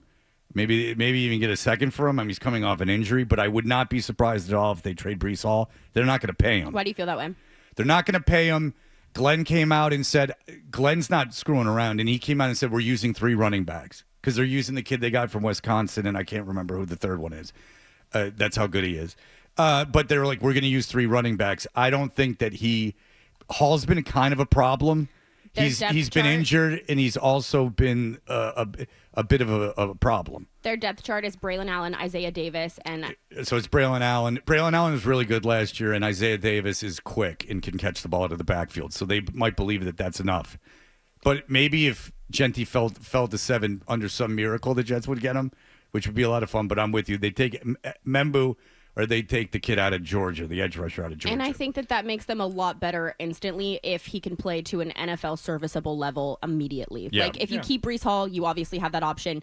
Justin Fields, I still believe in. Garrett Wilson, obviously incredible. The other thing that I could see them doing if, for some reason, they trade back or somebody trades into one of those slots is taking one of these tight ends. This class is really deep at wide receiver and tight end, in my opinion. I think that the top 2 tight ends, there's a little bit of a drop-off after that, but that's the only other really situation I can see going here. Just to protect their quarterback, you either need an offensive lineman or you need a blocking tight end. Yeah, and they need a right tackle because Morgan Moses is with the Patriots now. Okay, so you got Membu going at 7. Now we are at Carolina. Now the draft starts. Yes, now the draft starts because conceivably we're not doing trades, But conceivably, if someone wanted Shadur Sanders and they wanted to guarantee getting him, 8 would be the spot you had to trade into because 9 is New Orleans. Now, they're not believed to be interested in Shadur Sanders, but who knows?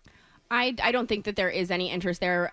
Bryce Young played a lot better kind of after, I would say, week 4 or 5 last year is when we kind of started to see his uptick. I don't know if it was just that the game slowed down for him or the fact that his run game really bailed him out towards the end of the year. But now that they've extended their running back, I think that the Panthers are going to stick with Bryce Young at least for the next year. Oh, sure. That being said, I think that they are going to wind up going with Jalen Walker. I think that that's the best pick, safest pick for them. It gets you better. It gets you better right now. And I think that that is just where you can expect this Panthers organization to look. This dude doesn't have Jalen Walker going in the first round. Which is crazy. Which is crazy because a lot of people think that he has the talent to be an elite NFL player, like a very, very good NFL player. He could go to the Patriots at 4 if they don't take Campbell. Yeah, I think they're taking Campbell, but if it's not Campbell, I think they're taking Walker. And it wouldn't be a shock, All right, so here we go. So who you got them taking at 8? Jalen Walker. Jalen Walker. Okay, so now we move to 9. Now the Saints are sitting here. People will be very interested in this pick. Who do you have them taking? I have them taking Shadur Sanders because I think for Shadur to be successful, he doesn't have the tightest spiral in the world. He needs to be in a dome.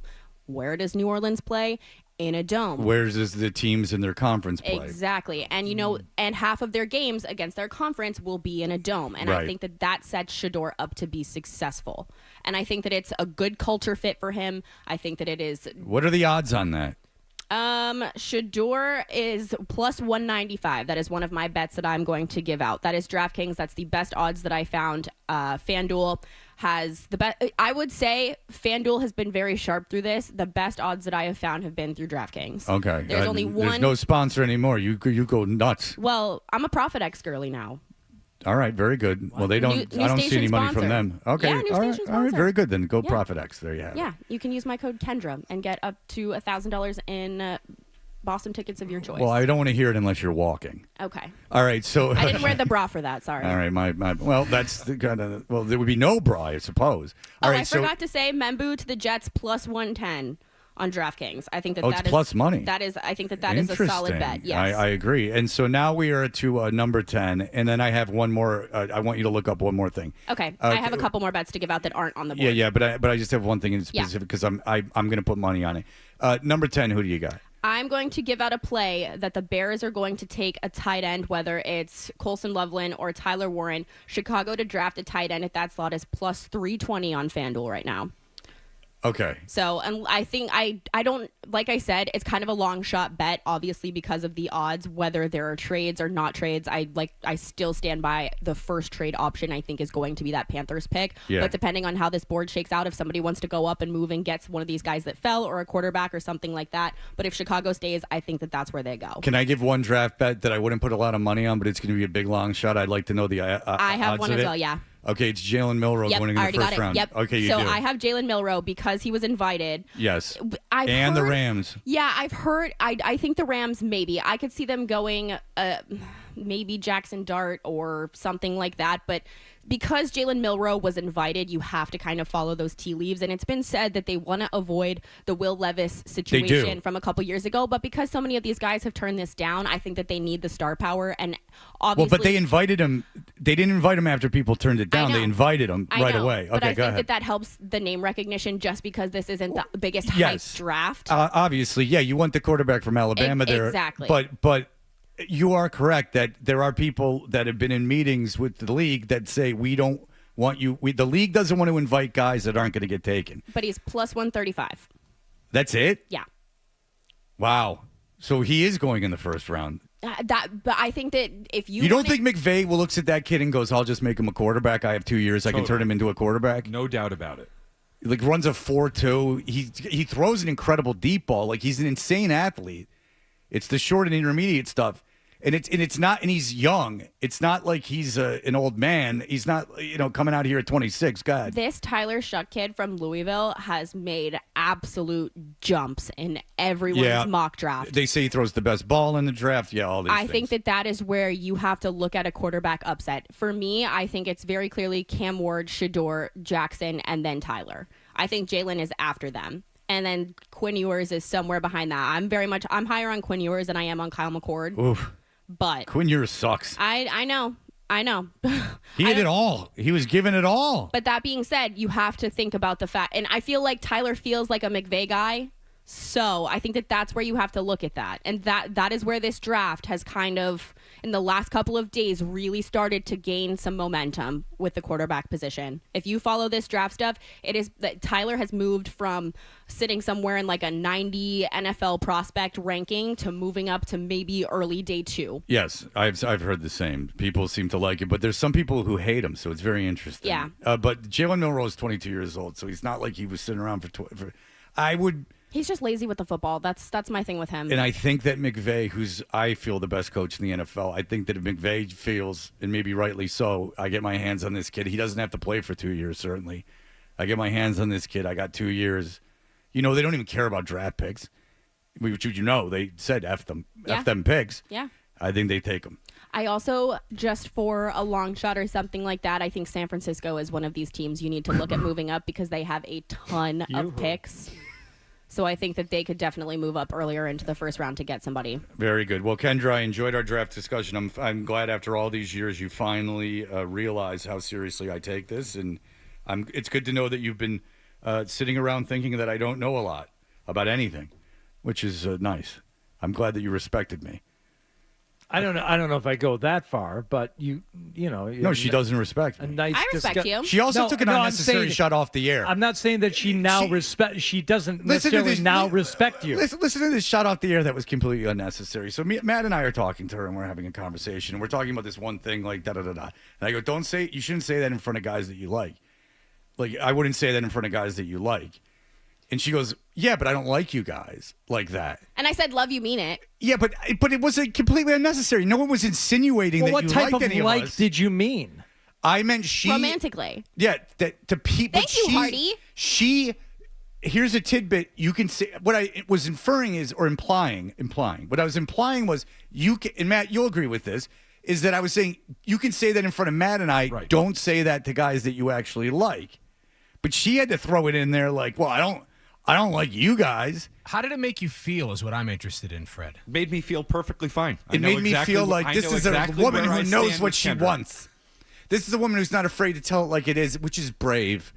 Because you know why? There's so many men out there that are just so ready to go, you get out of here because you have a vagina. Why don't you get out of here now? Why don't you start your vacation? You know what? Stop splaining.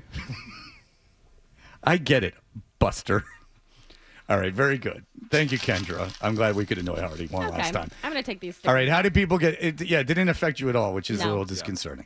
All right, you must have some very savage periods. All right, so where can people get in touch with you? You can follow me at Kendra Middleton everywhere except for Twitter. It's at Kenny with an I Middleton, and that's pretty much it. Yeah, I'm off Twitter too. Okay, love you, mean it. All right, well, not really. All right, you don't mean it at all, do you? I'm going to go put this on Nick's pacemaker or whatever he has. I dare you. That would be an HR issue. All right. And have him stand next to the microwave. See what happens. Don't put it on his hat before we can reconcile. That's a character. Don't kill the boy until I can say I love him. Why can't you say it now? I was going to say he can hear you. We're estranged. Nicholas, life is too short. Like me and you. We're too short. All right, very good. Nick, don't kill him, Kendra.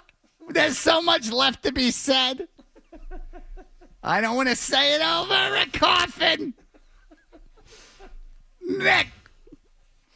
Maybe your dad will hear this and he'll reach. All right. Wow, now you're making jokes about me being fatherless. No, Nick, it's all jokes about you Nick. meant about me. No, Nick and his dad are estranged. No, I'm just kidding. They're not. They're really not, or I wouldn't joke about it. All right, very good. It's all about Nick. It doesn't. Look at you, little narcissistic. We make all the daddy issue jokes about you when you're not here. No, don't worry about it. You and I have a little thing with the daddy jokes going. I know your relationship with your father. I'll say it to your face. Don't worry. All right. You were. I thought. Yeah. Okay. No, I wasn't. I was not. That's my imitation of Nick's dad. It's dead on. I'm surprised you didn't know it. Listen to the show more. All right, we'll be back, and then I get out of here for a week.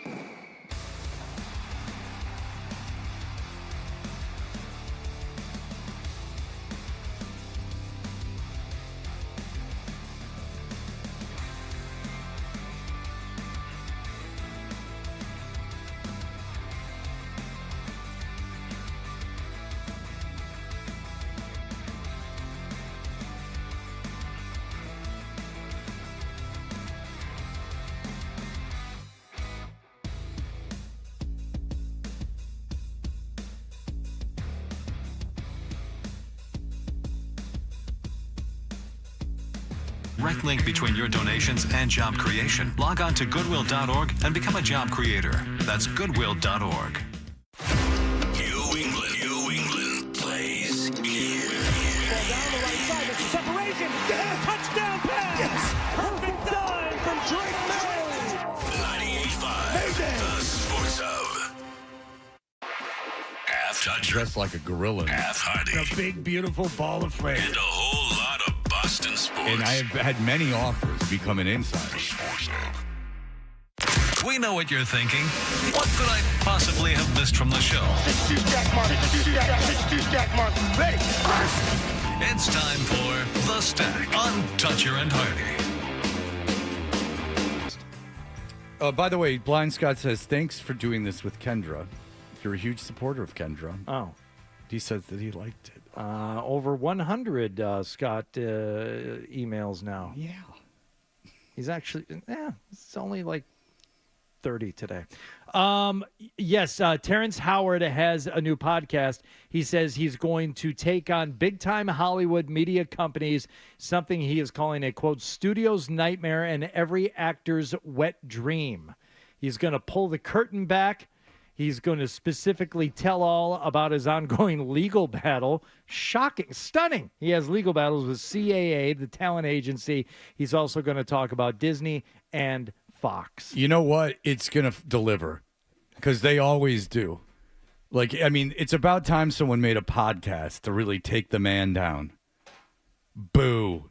It actually might be funny, but there's no way you could listen to it. Like, it might be good for our purposes because he'll say a bunch of crazy stuff. Yeah. He's going to say a bunch of crazy stuff, but he's been saying a bunch of crazy stuff, and who knows? Who knows how much of this he's invented in his mind? It's only funny when he talks about, like, science. Like, I don't particularly even care, like, what happened to him in Hollywood. It's like when he talks about straight lines not existing and stuff, he seems to have a very loose grasp on, like, science, and he's kind of... It's getting less and less funny, but there used to be this very funny thing of dumb people thinking they're super smart. Now it's getting rewarded a lot more, but there is that, like, I'm a scientist, and then bopping around for 2 hours talking about science and being able to, and remembering being in the womb, which is what Terrence Howard said. He said he remembered seeing his hand. That's my friend. Straight out of the darkness. Because he's the guy. That's how developed his brain was in the womb. But what do we know? Maybe it's true. All right. Well, listen, Matt McCarthy. Enjoy your weekend. Thank you. Matt McCarthy, thank you so much for the time. Always happy to be here, guys. It's always a pleasure, and everyone enjoyed their weeks. I will be off gallivanting around like a maniac, doing a lot of fun stuff. All right. Everyone have a great week. Enjoy the draft. They'll do it for us. Bye. Have a weekend. Toucher and Hardy will be back on Monday on the Sports Hub.